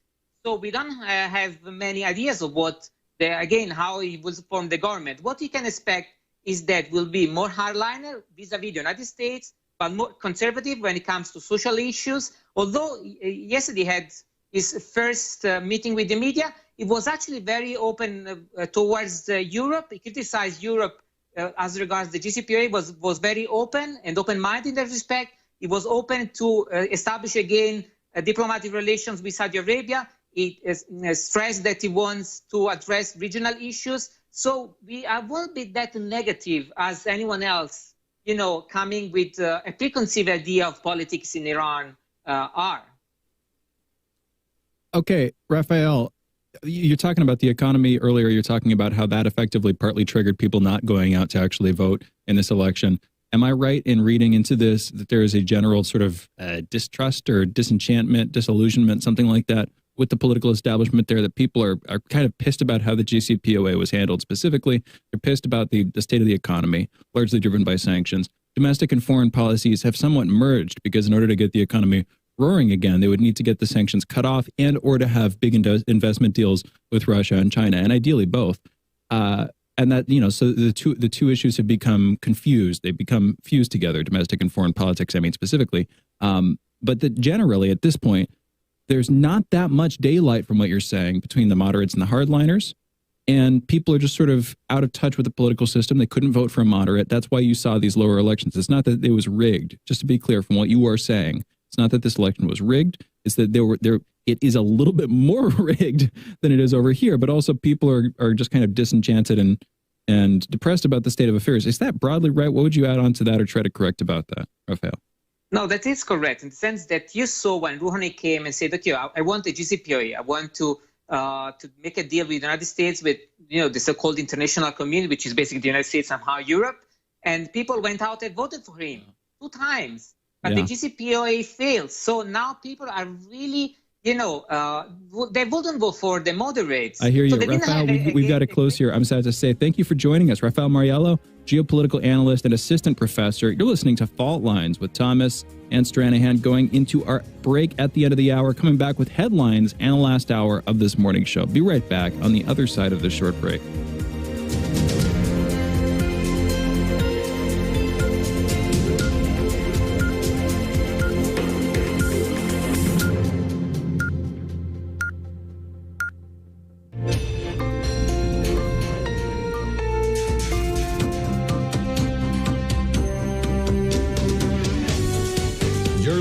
to Radio Sputnik.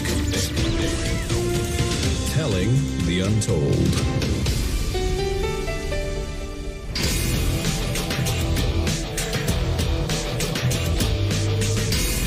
Fault lines.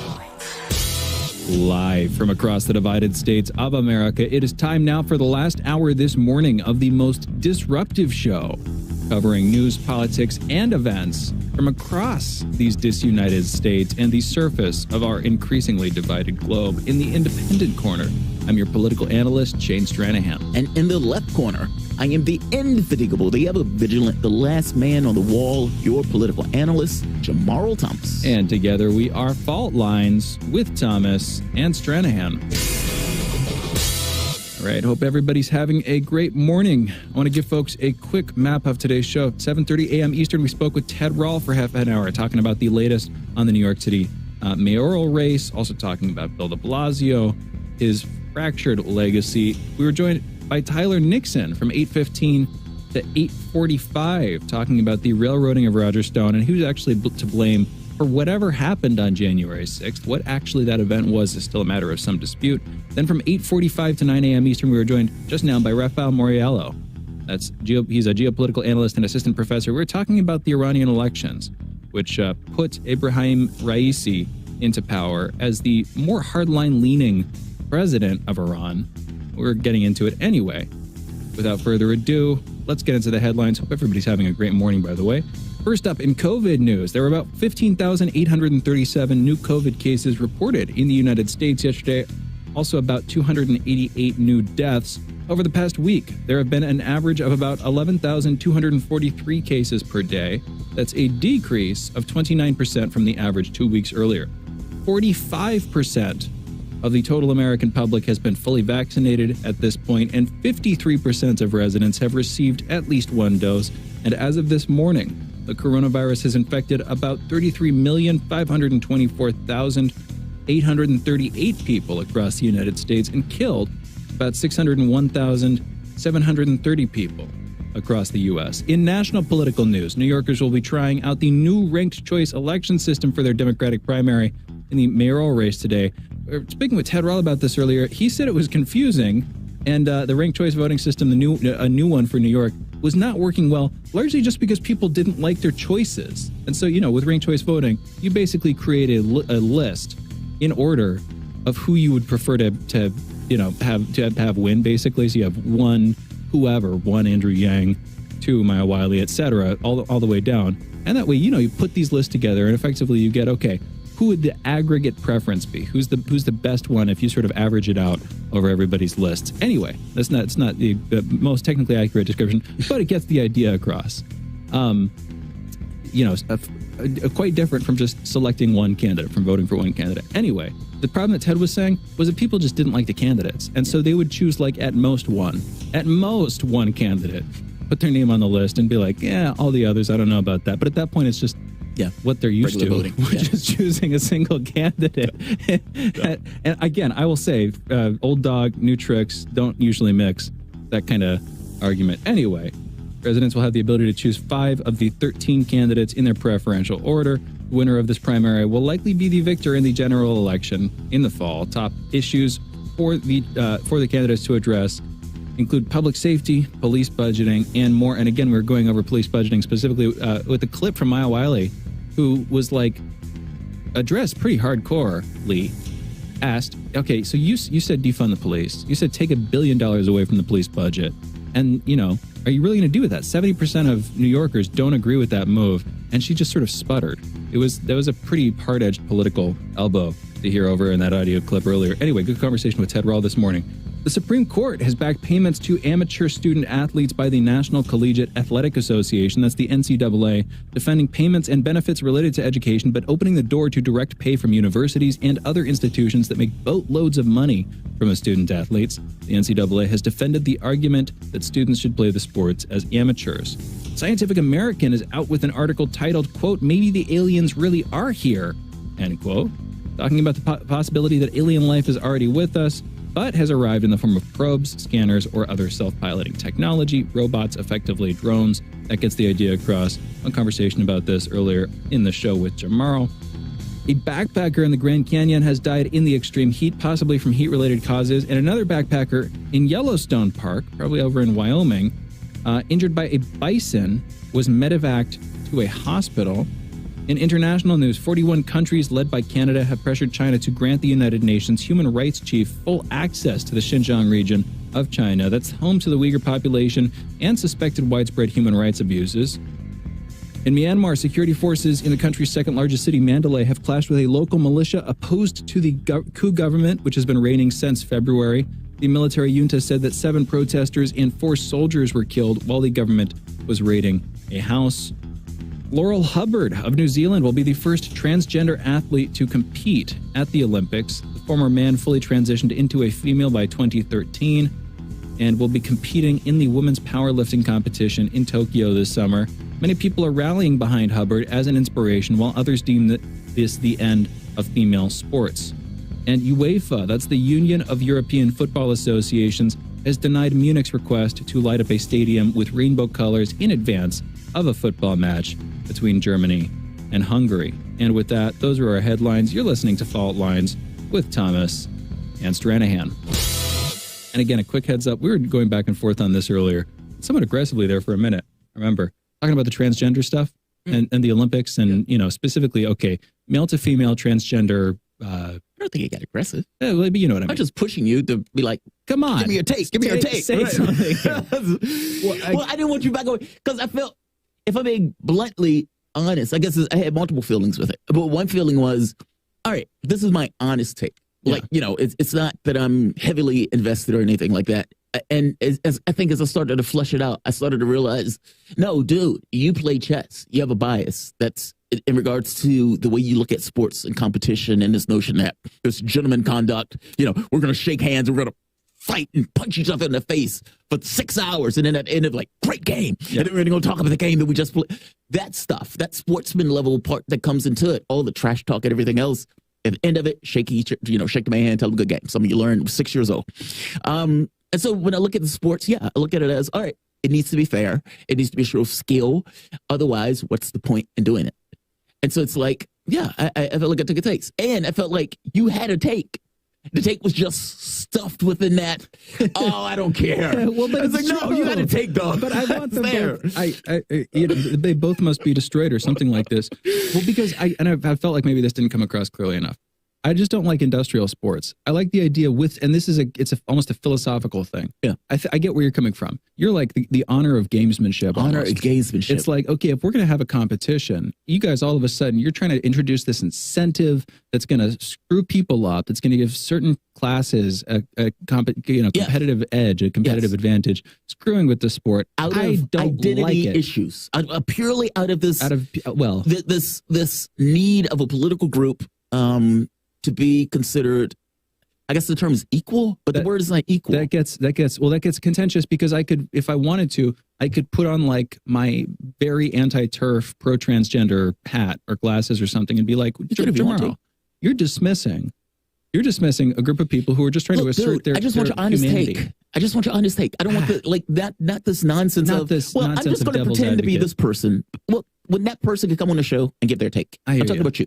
I hear you. What do you think about it? And you made the point yourself of saying, look, from the standpoint of the athletes thing, I do think that if the person was a female or male, transitioned to female, that the muscle mass is still there, they would totally have a competitive advantage. Right. But all these people who are trying to make money over competing with each other because we watch them and want to give our attention and therefore our marketing dollars or whatever, our bucks to this industry, I don't like that either. I don't like that process either. I think that team sports... You can say both suck. I'm going to stand on my bully pulpit here, Jamarl, and say that team sports are best for humanity when people engage in them as teams and not merely as spectators who pay to go sit in a stadium and watch other people compete. Team sports are built to build up solidarity. They're there to build up solidarity among the group of people. And if I want to go out onto a football field or if I want to go to my own, if I want to host my community's Olympics, then we can decide for ourselves where the transgender people and the transgender people can decide for themselves. If I'm going into a soccer game and it's like, okay,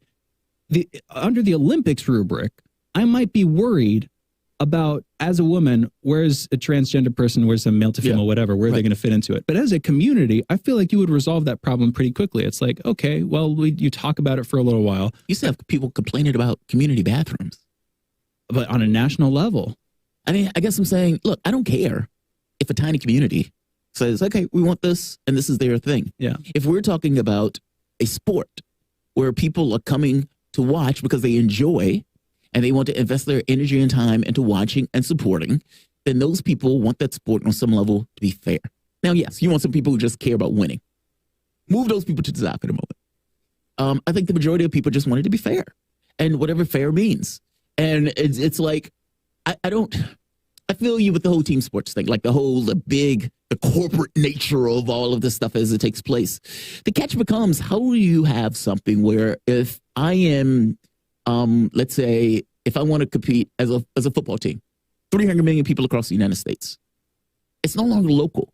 The moment that you have 300 million people. No. And the moment that you make it like national, like where you're talking about like the World Cup, oh God, all bets are off. Like, how do you do that in a local way? And I don't think you can. You just play the game, which I think is the real joy of the game.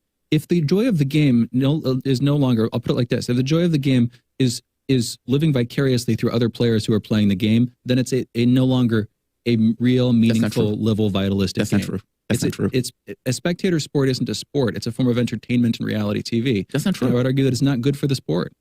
A spectator sport, look, it's still a sport, right? I mean, people are still playing sports. The difference is you have people who are watching it.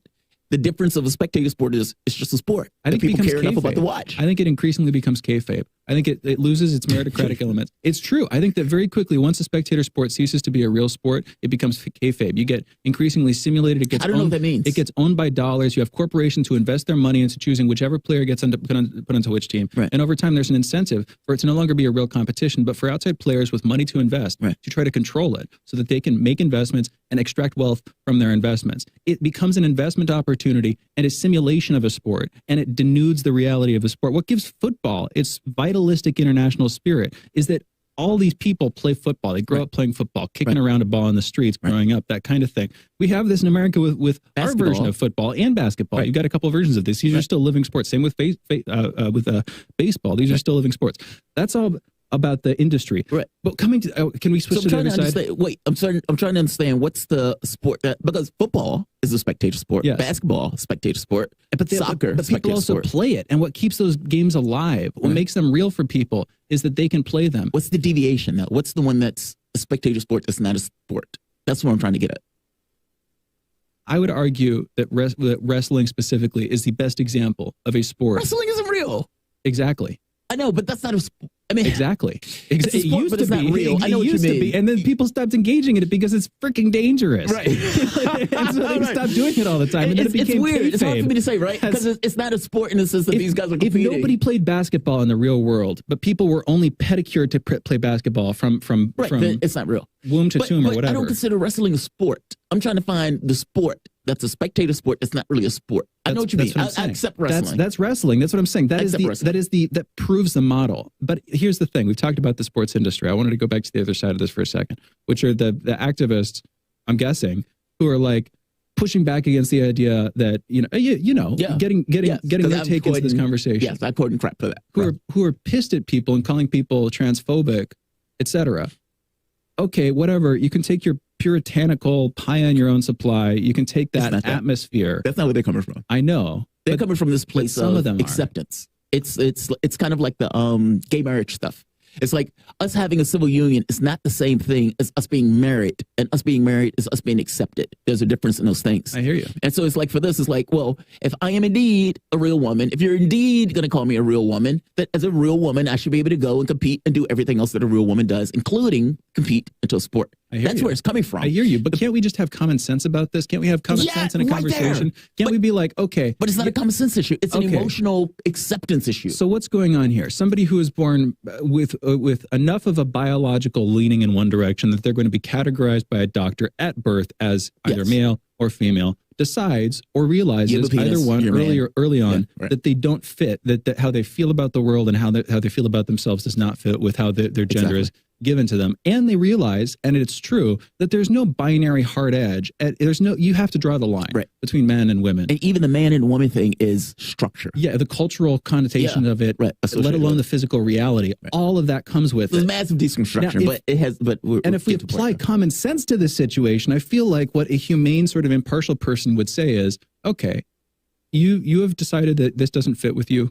I hear you, and that makes sense to me. God bless. God bless, and I will do my best to remember what you've said and to treat you as you wish to be treated, because we're a society of peers, and you have the absolute right to do that. And I will also even metaphysically try to restructure my view of things to change how I see things. Agreed. To be like, okay, you've said you're a man. It doesn't physically appear that way to me, but like, I can start to see in you the feminine aspects that you were telling me you identify with. Right. That makes perfect sense, and that's all good. Where the rubber meets the road, where it gets a little bit tricky and the devil starts to enter into the details, is with things like this, where it's a political competition on the one hand and an identity situation on the other, and they meet, and I don't like the people who are making it a bad argument. So I'm like, you guys can just bicker. This is why I'm detached from it. I don't like the people who deny common sense on either side, and I don't like the big industry. I don't like the sports industry. I like sports, just don't like the sports industry. And so I'm like, you guys can just fight it out outside, and meanwhile, I will be in here watching a football game, drinking a beer.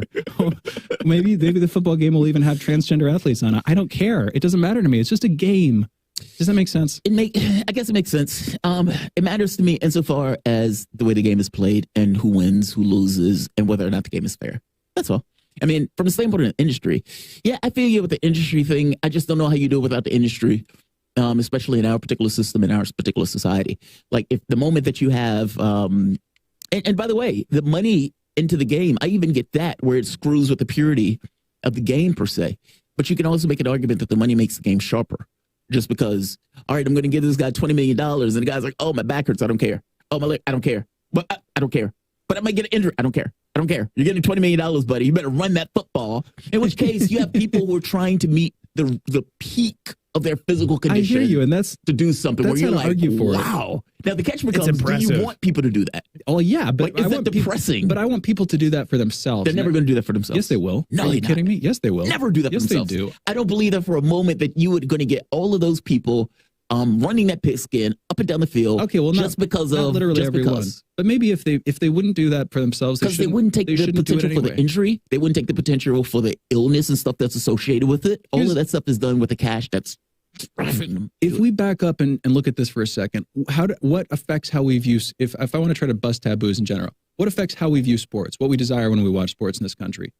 To a T, at this point, it is commercialism. It's corporations marketing to us, trying to make money by getting us to watch something on TV so that they can advertise us to watch it. Teams and stuff, and what you have to do if you grow up watching sports, and I know this among the leftists who grow up watching sports, they might love the sports, but they realize, okay, part of why I love sports is not just tradition, it's not just because of some native talent or inclination of mine. It's because I've been marketed to, my family's been marketed to, our whole society's been marketed to for generations to try to get other people, big corporations usually, to make a lot of money while we watch these sports. Of course, right. And you can't separate the two from each other. But I think you can at some level. It's worth being aware of. We have to go through the We have to go, but we're also failing to get our guests on some level. Side, so it's you can, because at some level, before anything else, before the commercialization, that was the sport. Of course. And so when James Naismith has that basketball, and somebody's like, "Oh, this is fun," and you have other people watch. The only way that became commercial is because they realized it could become commercial. But what did the commercialism do to it? It detached us from it. It made it so that instead of playing the sport, you grew up watching it on TV. That's not true. Yes, it is. No, it's not. It is. It totally is. No, Shane, because otherwise, other people would not even know that the sport exists for them to play it if it wasn't for the commercialization. Are you saying we didn't have sports before TV, Jamarl? I'm saying that it blows it up. I'm saying that it creates a megaphone, meaning those kids want to grow up looking like Michael Jordan, playing like Michael Jordan. They want to grow up like Scottie Pippen. If Scottie Pippen didn't exist, those kids don't grow up wanting to be like Scottie Pippen. And then in the one headline, we have the NCAA talking about how the Supreme Court has to come in and vouchsafe the rights of college athletes. They're all slaves, man. I am one of those people. They're profitable. Clearly, I am not arguing rah-rah capitalism, right? That's not me. What I'm arguing, though, is that there is something to be said for when these guys was going to play that sport by themselves. They're going to love that sport. And if you had a small community just watching, that community would be like, yes, this is so great. But it's because they're saying, yes, this is so great. Oh, my God, it's so exciting. Look at the athleticism that they're able to commercialize it. It's the sport that came first. It's the interest that came first. The commercialization is second. However, There is a chicken and an egg thing that takes place where the commercialization creates clones of the people who are there. Meaning we're creating icons. And in the context of creating icons, we have people in China dribbling a basketball saying they want to be like Michael Jordan. And you know what's sick to me about that? What's sick to me about that is that all these people say they love the sport. And I'm not trying to be critical of the people. I'm trying to be critical of the game. I'm talking about the people who run it. Yeah. I'm talking about the people, but I'm talking about the people who play it. And I'm talking about the people who watch it. Right. The fixation is on the act. It's on the sport. It's on the skill. It's on the players. It's on the camaraderie, on the teamship, all this stuff. But guess what? If at the end of the day you wouldn't play the sport unless you got $1 in your pocket, you don't love the sport. And therefore, nobody loves the sport. We love a simulation of the sport. That's not true. We love seeing people get paid. And there's an element of truth to that. I'm not trying to say it's universally true. I'm saying that there's an element of truth to that. It needs to be said. And that if you love sports, the strongest test of it is to take the money out of it and see if you still do it. In the same way that if you want to be a writer, don't do it because you hope to get a big paycheck at the end of the day when you get your first publication, when you first publish your first book. Do it because you love writing. And I feel like if we had that same relationship with sports and with so many other things in our life, we'd have a more functional, healthier society. I have a hard time believing that people pick up a basketball or football because they're like, I'm going to be a billionaire or millionaire one day.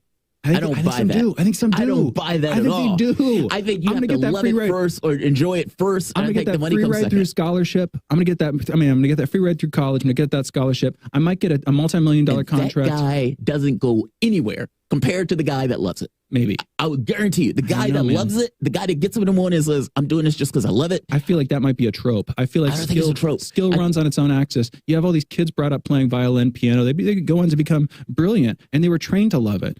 Not because of any inborn inclination, but because their parents wanted them to be prestigious. I don't buy that. And I'm saying that from somebody who, I used to tell my wife, I'm like, my kid is going to learn karate, my kid is going to learn Spanish, and my kid is going to learn chess, and he's going to meditate 2 hours of the day because I want him to show. She says, dude, you clearly have never had a kid before. And she's talking about like brothers and everything else, saying like how they have a mind of their own. In their case, they play soccer. All of them play soccer. They weren't forced. They just did it because they enjoyed it. I play chess. I did it because I enjoyed it. From the standpoint of athletes, I would imagine you put a basketball in their hand. They may love it. They may hate it. And you get these people who agree.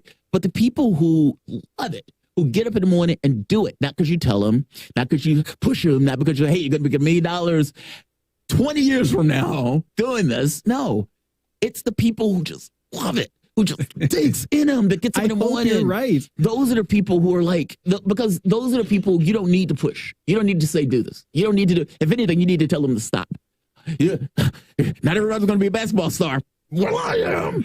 But that's not them getting paid for it. That's them just loving it. Don't get me wrong, Shane. I agree with you that there are some people out there who probably are like, I could do this. I don't love it, but I could do it, and I could be better than most people, so I'm going to do it. There's that, probably. I mean, you have people who do that for like going into Wall Street. There's like, my brain works this way. I could be an astrophysicist, or I could make a ton of money on Wall Street. No, I don't love it. Yes, I could do it, and I could get a bunch of money from it. I think the basketball thing is a little different, though, because it really does take almost like a skill that you have to nurture, and you have to nurture that against other people who are exceptional at their craft, who are also getting paid millions of dollars to do it, and that the crust of people who are ever going to rise to the top are very, very, very, very, like 1%. And so I feel you about the industry part. Great, fair enough. I do think, though, that people will do it for $1. The only difference is how successful would they be at it if they did it without $1. And what you get at that point, though, is the competition of it is the thing that determines who's better. Meaning, like, I'm better than you. That's what I get out of it. But then they're living on the street. So there's that. I hear you. I mean, you still got to get paid. You still got to have some level, because you can't engage in basketball if you're not going to have food or someone to pay for your family or your house. Meaning you have to get paid something for it. I hear you, but isn't that what screws this up? Coming back to the specific the root of this conversation. I think this way for business too. I don't think Bill Gates should be making that much, or Jeff Bezos should be making that much. Yeah. The same thing applies to them. Well, and the reason they're making that much, it's not like, oh, people enjoy what they're doing and therefore they get somehow the abstract gratitude of all their spectators turned into liquid money and injected into their bank account. That's not how that works. Not it. That's not how that works. You're using an Apple. No, or we're using a Chromebook. You got corporate investors who are putting their money into certain, athletes in one case, or if you're talking products in big another. tech companies, it's products in another. It's investors and venture capital, and there's some similarities there. But coming back to the whole transgender conversation, like transgender rights and in sports, and how that whole thing works out, would this be an issue if there weren't the financial interest at play? If this wasn't corporatized? No, it would be, because I don't think the issue is money. I think the issue is money. I don't think the issue is money. I think the issue is, are you going to consider us men and women just like natural born men and women? I think it's that. I think where the rubber starts to meet the road is when it comes to practical financial opportunities for people. I think that actually it gets thorny once money enters into the equation. I don't think it's just identity. I think it would be less of an issue if it were just identity. But I think that the Women's League wouldn't care about it as much if money weren't on the line. Why do you think it's money over identity? Because I think it's the gay marriage thing again. I think it's that. I think it's you don't consider us, meaning if we can't get married, just like you get married, then there's something different about our marriage, and there's something different. Well, that's the identity argument. It's identity argument. That's there's an element to that, but would it be a big deal in this sport? Would it be a big deal in sports in general? I get it. Identity's at play. Yeah. But I'm saying the money is the thing that makes the difference here. But why? I'm trying to understand, why do you believe it's the money that's the distinction between those things? Because think about it from a couple of different perspectives. Think about it, for one, from the team's perspective. Right. Think about it from the individual members of whatever team we're talking about in basketball or baseball. Well, this one we're talking whatever. about just weightlifting. We're talking about weightlifting here, which is why set the team aside for But we can say team. I mean, you can say team. We can do either one. Or you can think about the country, because we're talking about the Olympics. Yeah. You can think about the country representing whatever. The reason that it makes a difference is if one country allows it and another country does it, then the country that allows it is probably going to win more. They're going to make more. They're going to make more. They're going to, See, that's assuming that the transgender athlete has some level of an advantage, that person is going to excel. Which is what I should be assuming. But that's the assumption, right? Of course. That's the assumption. Yes. Well, does that also mean that other countries are going to start allowing their own transgender athletes in order to compete? Very possibly. And that's why a lot of people are like, wait, what are we doing here? And then if you think about it a couple iterations down, what is the composition? Again, this is where the argument starts, and for a lot of people stops. Yeah. But okay, so then you get, what does the team composition look like a couple years down the line? On women's teams, is it going to be mostly men to women transition folks? Is it going to be mostly people who've gone through that process? Basically, where does that go in order to compete? Because on the one hand, that's the fear mongering, and on the other hand, that looks like the incentive that you set for yourself. Now, why does that matter? It matters on the one hand for identity, but I think it also matters if you're looking at the team composition, who is making the money. And so a lot of women who are turfy on the turfy end of the spectrum, or at least are portrayed as such, they're going to be really critical of that, because they're like, women aren't getting paid. Men who became women are getting paid, et cetera. They're going to be arguing for that. It's already happening. Yeah. But what it turns into is it turns into a class conversation, economic conversation about men and women's spaces and women and men's spaces. You get my point. I feel like that's where the rubber starts to meet the road. If it were just me sitting down at the park wondering whether or not I should play with. No, I see where you're going. I'm saying? Okay, so I guess okay, I see where you're going with that. I understand with that. I understand where you're coming from. The whole with that, system makes it a problem, and since I don't like the system as it's constructed, I'm happy for it to be a problem, because you guys who are being ridiculous and gals who are being ridiculous, you can argue with the industry. I don't like either of you. I think you're both being insane. It's the being a ridiculous part that throws me. That always gets me, because it's not. I don't think it's ridiculous to care about being accepted. If that makes sense. I don't think it's ridiculous to say that, no, I want society to accept me as a whole.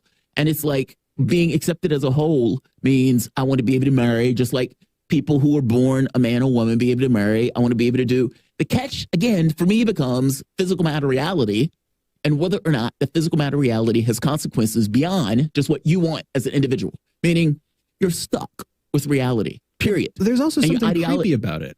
I don't think it's creepy. I just think you have people who transition, and those people who transitioned already on some level. Okay, let's be bluntly honest. If you are transitioning on some level, I would imagine that you are aware that you did that. You're aware that other people outside of you are probably aware that you transitioned. Yeah. And within the context of that, you may feel alienated from that. 100%. Right. Within the context of the alienation, you don't want to be alienated because you're a person and you're a social animal. 100%. And so if I'm getting married, I want it to be called a marriage, not a union that is something distinct of a marriage where people can look at it and be like, that's not the same thing as a marriage. This is the AI argument again. It's like, yeah, you come up with a robot that has all of these capabilities as a human being, but the human being knows that there's something that's not quite like me. And in such, there's an inferiority complex that is built into the AI. I hear you, but if listen to the language that you said. Wait, real quick. Go for it. For the last part. If you are in a situation where, all right, now there's a sport, and now, under the argument, we are women, just like every other woman, despite the fact that we've transitioned, why shouldn't we be able to participate in the sport? And that's where it breaks down. Because at that point, it's like, well, wait a minute. Are there physical consequences to you transitioning? But again, and if the answer is yes, then your ideology starts to fall apart in regards to you engaging in stuff, in real world phenomena that will have an effect on other people. That's what breaks down for me. And it's like, so for me, it's like acceptance versus reality. Okay. So and that's a hard, but I get your point though about the class issue. I think it also applies. There's one specific response, and then I'm trying to still kind of explicate my larger point or make the larger point. Oh, I'm sorry. But no, you're totally, no, it's a conversation.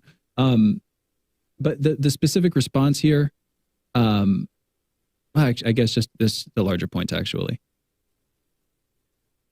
What's okay? No, you know what? The specific response. What's creepy about what you said to me, because what you said was, something like, I just want society to accept me. I just want society to accept me for the way that I am. Right. It reminds me of something else that a lot of people don't view as creepy, but I think if you look at it carefully or just listen to it, you'll hear the creepiness. I have a right to life, or I have a right to liberty. Right. Or I have a right to freedom of movement, or I have a right to the way that I wag my tongue. I don't think people have a right to anything personally. Well, but here's the thing. So and it reminds me of the creepiness in the intersectional CIA woke ad. you remember there's something creepy about being like, I am a woman and I have a right to a standing in modern society or something. Yeah. And I'm not trying to dismiss. I know what you mean. I'm very obviously not trying to dismiss the idea that, of course, if you're a woman, you have a right to standing in society. But there's something creepy both about needing to assert something, and that is to the point of the person who's saying the thing. Yeah. Yes, it is creepy that you need to say that in the same way that it's creepy to say Black Lives Matter, for instance. You need to say that. On the other hand, there's just something creepy about saying, I have a right to life. What are you actually saying there? I don't know if that makes sense to portray that as creepy, but saying, I want society to accept me the way that I am. There's something fundamentally unsettling, both about having to say that and about the act of saying that. Well, it's unsettling because you kind of want society to accept you in general. And the fact that you have to say it means society by definition is on some level, at the very least in your head, it's not in some way. Well, but it's the ultimate supine thing. It's the ultimate victimization thing, because what you're saying is fundamentally you have been victimized. You want to stop being victimized, and you're saying I want you to stop. It's saying I want society to accept me for what I am. I don't think that's creepy. I think that's just being a person. But isn't the point of saying that because society doesn't currently accept who you are? At the very least, the person doesn't think they do. Yes. But then the other thing to make is, who are you to demand of everybody else what they do to you or of you or think about you or anything like that? I don't think it's insane for an individual to want to be accepted. I think that's just a person. I get it. And if it's to say that, let's say as an African American in the 60s saying, well, look, I don't want society to be racist. Like, who are you to say society should be racist? That's a bizarre thing. I think as human beings, it's just in human beings in general, I think people want to be accepted. I think we're social creatures. Of course, I think alienation is painful. But and I'm saying this as somebody who just assume as a way of acting that people dislike me, right?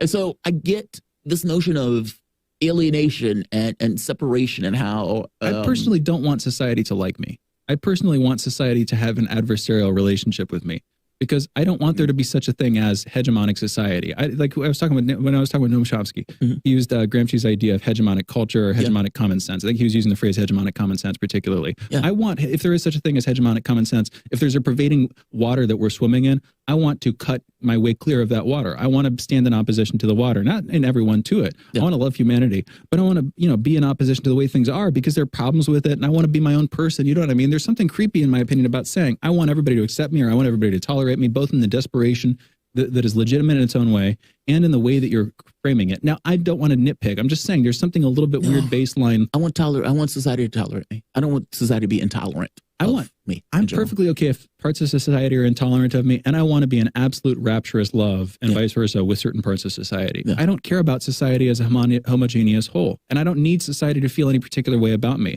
All I demand, and it's a demand that I'm going to make, and a thing that I'm trying to do is let me clear a space for myself in society, in this world. I don't care in a democratic sense about how most people feel about me or how society abstracted from reality feels about me. I expect society at large to dislike me. I feel like anybody who's trying to do interesting things with their life should, just because society by and large is normal and uninteresting. Yeah. I mean, it's easy to say when you're not in a situation where you feel like you're like blatantly alienated. Meaning, coming from a group like this, it's not coming from this like balanced default position of not being in a situation of tolerance. You're coming from a situation of intolerance. And so, yeah, I'm not shocked that somebody who's been in a situation of intolerance or particular hatred, or who've had society basically revile them for a period of time, and they feel alienated, to say, yeah, I want to be tolerated.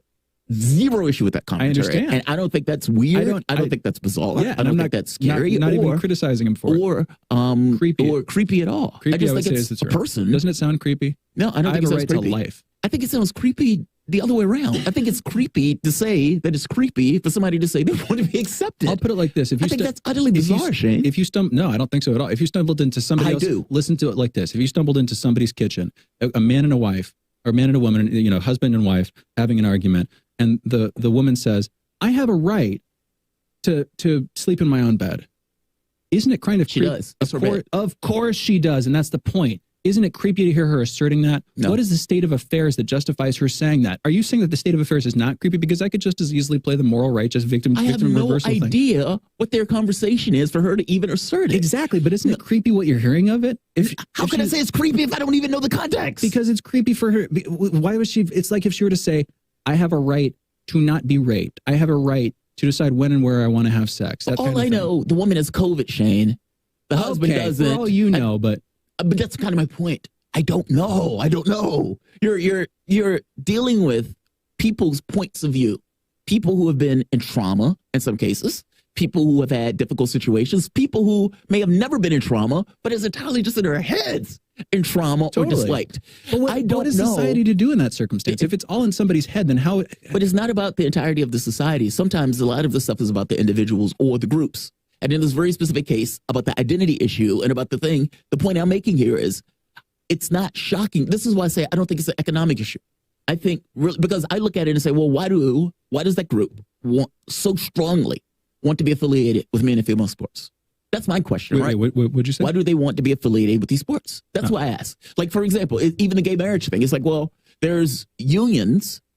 Why aren't gays or trans or LGBTQ satisfied with unions? Well, the obvious reason is because a union is not a marriage. And our society has been stoked in marriage. And from their standpoint, well, look, I want to be married just like you're married. We're a person just like you. We want to do this too. It's this notion of being part of society. And I don't necessarily think that's wrong. And you could say that it's creepy for somebody to have to assert Black Lives Matter. Creepy is just the wrong word for it. Unfortunate. I think creepy is completely right. I'm going to continue to use the word creepy. Fair enough. I'm not going to fight. Okay, fair enough. I'm not going to fight over creepy if you want to use creepy. What justifies that's subjective, right? Because that's the response to it. I guess to me, it's not creepy. It's unfortunate. On some level, even sad that a person has to assert that my life matters, whether that's in the context of BLM. That is completely valid. Or whether in the context of this kind of identity thing associated with sad this. also fits. Sad, yeah, sad. I think it's, I use the David Lynch, like in a Lynchian sense. I use the word creepy and like something is surreal and subtly wrong. Yeah. And horrifying about this situation in a way that's hard to put into words because it's lurking on the periphery of my attention or something. Yeah. A situation that would necessitate me using the phrase, I have a right to my life. Yeah. What situation would I have to use that phrase? Do you think people have a right to life? I think that our whole idea of rights is wrong. I'm gonna. What do you mean by rights? That's first exactly. Yeah. I could get into Grotius and the roots of law and how rights originally applied to property and we started to apply them to people and how weird and screwed up fundamentally that is. I could get into the history of it. Just give you a basic take on one way or the other. What do you mean by rights? To me, it gets to God. Because if you're talking about rights, you're talking about God. But if we're going to ask question, well, I don't know about that, but if we're going to ask the question. You don't? I mean, how otherwise? Natural rights. Because it means you can have natural rights. What's a natural right? A natural right is that's very, again, now you're asking me, I just asked you what rights are, now you're asking me. Because to me, I told you, to me, any notion of right gets to God. Because otherwise, how do you have a right to anything? Yeah. Meaning, what extends the right to you as a person And to your live, argument- to breathe, to have a place, I hear you. all that stuff. And in the whole, here's the thing: if I were to try to return to politics and get away from just the meandering philosophical conversation that we've been having about a genuinely very interesting issue, and I'm going to try to because the whole thing is very it's interesting. a specific topic. I mean, we're talking about a news item. Yeah. We're talking about transgender. Exactly. Transgender access in the Olympics. And straight man talking about transgender. And okay, you know what? If I would feel weirdly remiss. This is, I guess, I don't even know if this is bigoted or what this is. I will note that male to female transgender women tend to be very interesting and creative people. And from my personal experience, friends that I've had, people that I've known, you have to go through a certain sort of, the transition. You have to like shift how you view yourself and view your reality. It's as a you make that profound shift, experience. and that gives you some insights. Yeah. Oh, of course. That's all that. That's no. All of those things give you insights. I mean, just look. Every window of life, on some level, gives you some kind of insight into something. Having that dramatic experience of changing. I mean, there's a few parts of that, right? I mean, your orientation in society, in and of itself, would just be different, just because you're looking at yourself like, my body is not right. 100%. That's the my thing. body's not right. Yeah. And then it's like you go through the physical transformation itself and be like, okay, this is a little bit better. But then you still have this kind of thing of like, even just the transformation of it. Yeah. Well, no, everything changes. Who you are, how you see yourself. And a lot of the arguments that people make about, okay, so how fundamental is your gendered self-conception to your identity and to the way that you relate to the world? Well, clearly it's central. I think that if you look at it for more than a couple of minutes, you'll see how you choose to act, how you choose to engage with other people, how you choose to view yourself, what you choose to value, what emotional behavior, society sees you, how you choose to engages think. you. Yeah, all that. How you all that. But I would say, the most internally self-addressing part of it is, how do I see myself? Right. How should I act? How should I be? What should I value? Yeah. Coming back to the conversation about rights for just a second here. This is actually, I think, Grotius, and this is like fundamental to modern geopolitics. You have the Westphalian peace, you have the religious wars, you have these long-standing competitions. We should talk at some point, by the way, about the Netherlands, the Dutch, and the VOC, the Dutch East Indian Company. This is completely random. But it's the root. It's the root of all modern corporations, and is the largest corporation to have ever existed. Yeah. And if you look at the murderous exactly, murderous, exactly. Anyway, that's completely an aside. My point is we should come back to that at some point. But what emerged in this era, the 1600s, early 17th century, the Peace of Westphalia, Grotius, these theories of natural rights, this all assumes a God. But it is not your traditional Catholic God. It is a deistic God who creates the universe and then sort of watches it like a watch going through its mechanisms, like a machine that's internally and that has detached itself from. This is all deism. Now, a lot of people thought the deists were kind of closeted atheists or closeted agnostics or something, which is why natural rights, the conversation about natural rights, which are sort of vested to us by God, that has removed itself from nature but shows itself to us through nature. Yeah. That's where rights, according to John Locke and all these other original thinkers, where those came from. Level, you have to invoke God. And they do invoke God. Yeah. But people still wonder, were they actually atheists? So did they invoke God, or were they just trying to assert out of nature, out of this thing, nature or nature's God, out of this, tapestry of natural, you see what I'm saying? Because otherwise, do we get rights? How do you justify the right? If that makes sense. Who protects I don't care who justifies it. I just need a justification, because what I damn well do want are rights. And this is where it gets a little bit creepy again. I want the right to do what I want to do, which is in itself tautological, kind of confusing, doesn't make sense, but also apparently needs to be said because people needed to assert rights in the first place against other people who wanted to take them away. Exactly. Otherwise it wouldn't be there. Exactly. Look, I am perfectly okay with humanity. And some people don't like this. I got into an argument on Twitter, kind of, and I invited a guy on the show.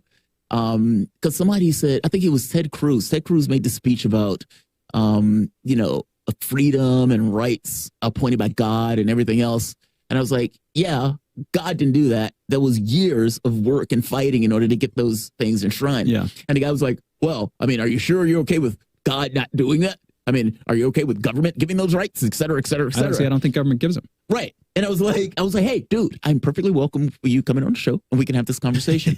I mean, look, at the end of the day, it's not about what I want, if that makes sense. Yeah. There's all sorts of things that I want. I want a body that works. I want, a six-pack perpetually. I want to be able to have whatever skill I got at chess. Exactly. Perpetually forever. Reality doesn't work that way. I want the right to unlimited croissants. All sorts of stuff like that. Right, exactly. Unlimited massages, all that stuff. Yeah, it sounds great. But the world doesn't work that way. No, it doesn't work that way. I mean, my ideology, reality doesn't care about your ideology. And I'm stuck with this notion that, well, look, unless I can prove X, then we're stuck with what we got in a corporeal sense. And in a corporeal sense, you can say you have whatever right you want. At the end of the day, the guy with the gun is going to take it. And so it's like I'm stuck with this notion of, okay, if it's a right, does that right need to be defended? And if the right can't be defended, then is it a right? Yes. And even if it needs to be defended, if it's a right, why should it need to be defended at all? Wouldn't it just be cosmic? Like it gets into that stuff. If I'm designed young lordling slave by nature's law designed, why wasn't independent wish air planted in my mind? Right. No, but it's true. That is an actual poem. But if you're born under somebody else's oppressive power, and God or the universe or whomever or whatever decided to put you there, why do you not like it? Why do you want to be out of it? It is out of that resentment and resistance, justified in my opinion, that the whole idea of rights are born. Yeah. I don't need conceptual thought or symbolic thought or reason or logic for any more than to grant me rights, which I admit are an illusion. And I don't need rights any more than to just give me some way to talk about letting me do what I want to do. All I want is to be able to do what I want to do. And in this system of laws and ideas and ideologies, I need to create the idea of rights to vouchsafe me, okay, Shane, you get to do that. You get to go on a walk in the park and go camping on the weekends occasionally, or you get to own a gun, or you get to marry this man instead of this woman, or whatever. It's all what that amounts to. What am I wrong on that? I mean, maybe there is a such thing as rights. If we were talking about this notion of what does humanity want to do and what are the things that keep humanity stable? Like if you're talking about a world and you say, okay, what keeps the world stable in a way where the world doesn't necessarily eat itself?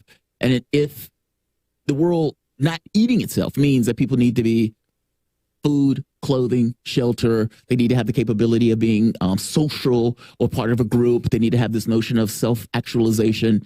And if those are the things that make people whole and that keep the world, let's say, stable, is that where rights are? And short of those things, running afoul of that, you're breaking God's law. Yeah, well, I guess here's another way of looking at it. Maybe that's the way of talking about rights. If we try to view this almost scientifically, we are the most hyper-social, we're the most eusocial is the term, EU social, like benevolently social species on the face of this planet. More than bees, more than ants, more than termites, more than any other nesting insect, hive mind insect that you can think about. We deal with each other and interact with each other and share more with each other than any other species. We're like the hive mindiest of all the evolutionary results at this point. Yeah. Now, what happens? What is right? What are rights? Rights are individual, the sort of atomized parts of this big molecular collection. It's individual entities of that big hive mind being granted some independence against the whole, some guaranteed independence against the influence of the whole, which if you think of it as something that emerged from evolution naturally, like all our ideas about rights, they came into being in this weird evolutionary universe. They were incentivized. We're living in a civilization in which arguably it made us more powerful to believe in rights. Yeah. What causes that? It's exactly what that is. It's giving individual entities some degree of independence from and collective response to the whole. It's a weird thing. It's weird. Anyway, we got to go to our break. If that's true, we should be terrified of aliens. Because they would have evolved in a completely different way. Meaning, if we're saying that rights are basically things oriented towards humanity because of Earth and the way that we grew and everything else. They may not have those same ideas. No. They might think very differently. Dramatically different. Unless independent origination, unless it also came to reality in their society too. We've got to close this one out so we can take your calls. Long, meandering conversation.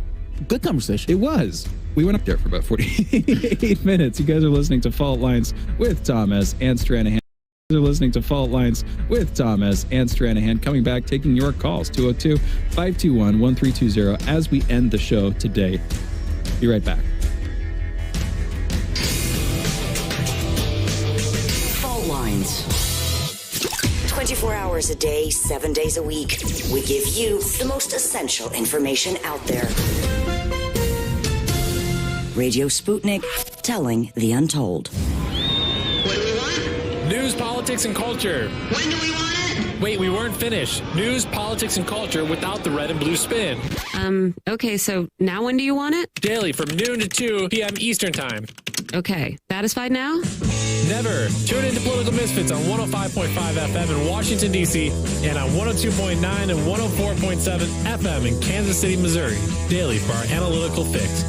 No surrender.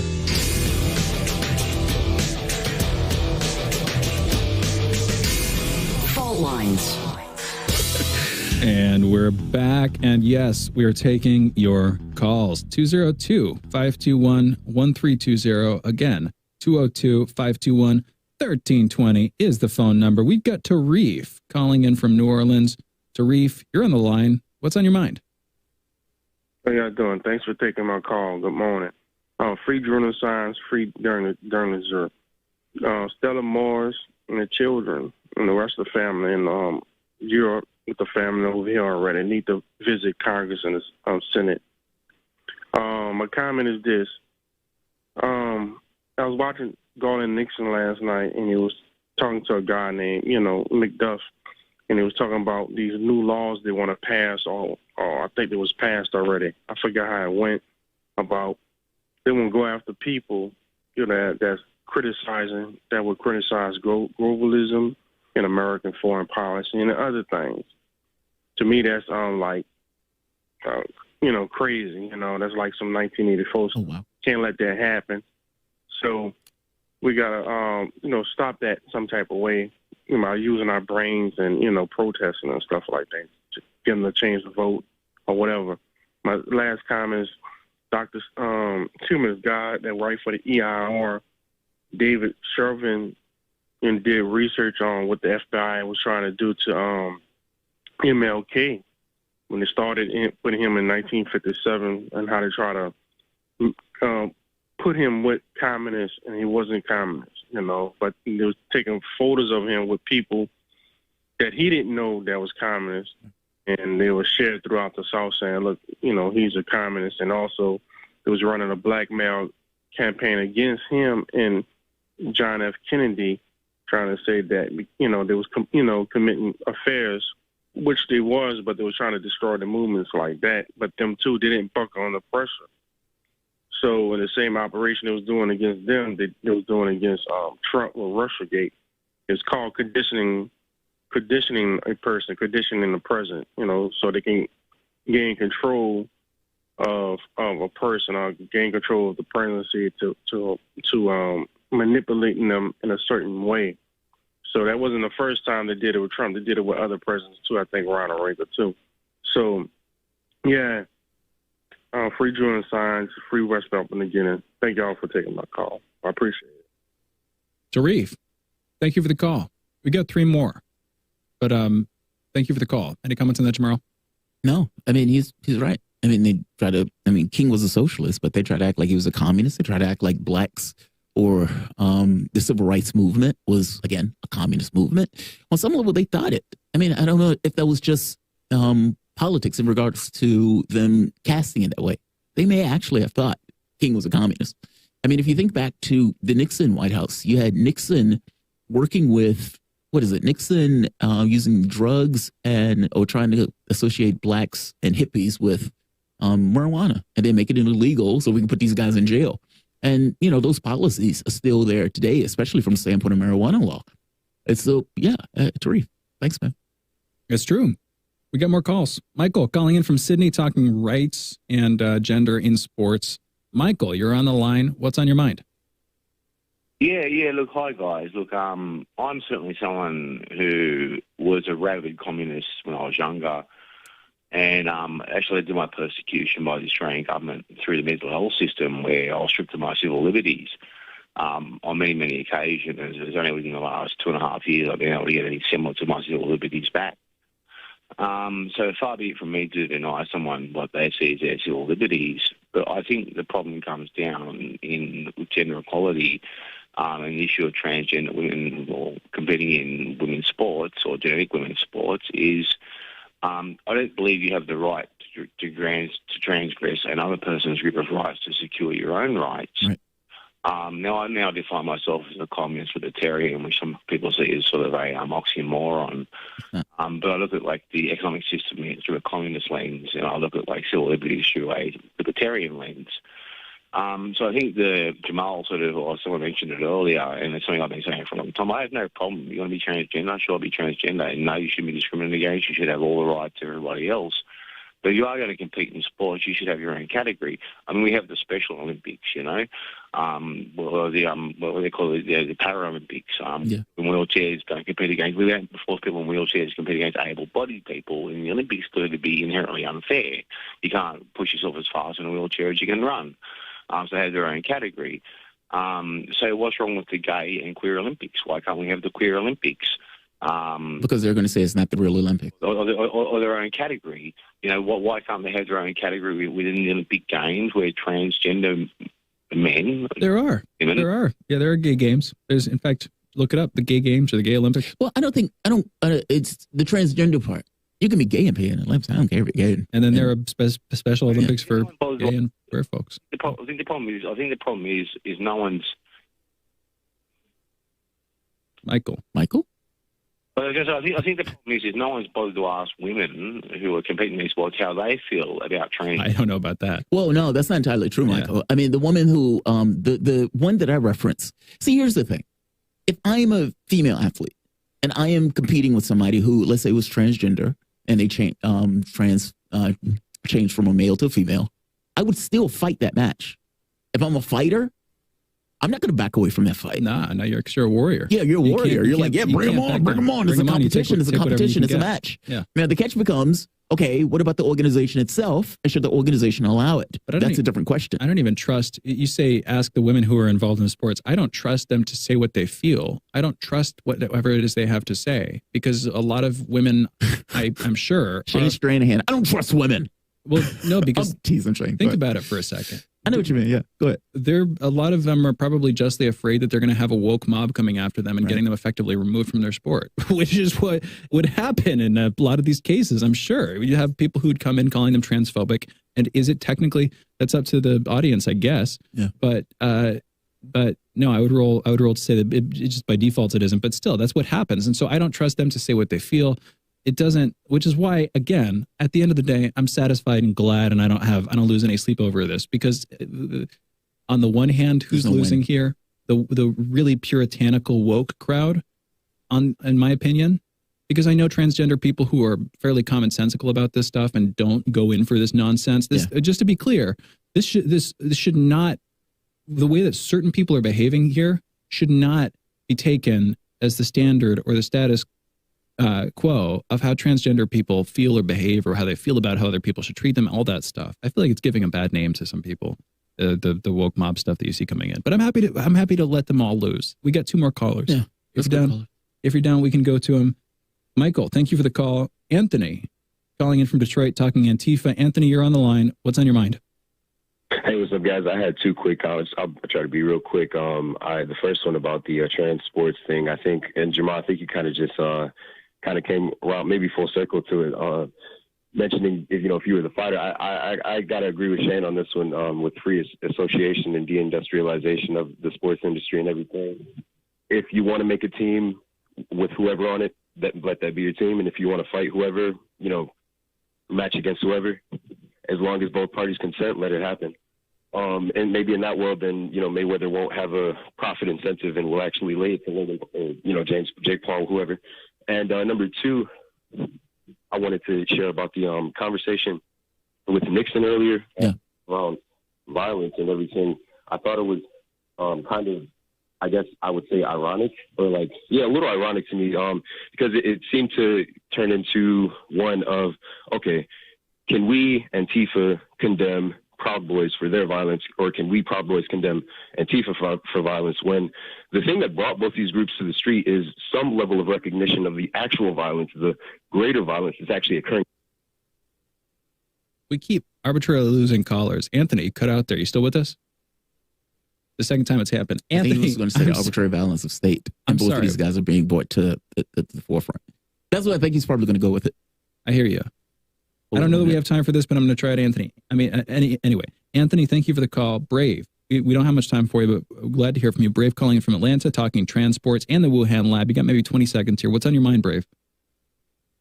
very quickly, what Anthony was saying was perfect. He actually was coming into what I wanted to say concerning Tyler Nixon, which makes him a very entertaining guest, but very unfortunate because he can never mend that gap between the two. Yeah. Anthony's absolutely right. Concerning the Wuhan, I called before, Shane. Yeah. Told you about Sky News Australia. Yes, please look into that. NBC News put an article out this morning. Finally, the mainstream is back to covering Wuhan, but they're actually trying to downplay it and pretend like there's no science either way.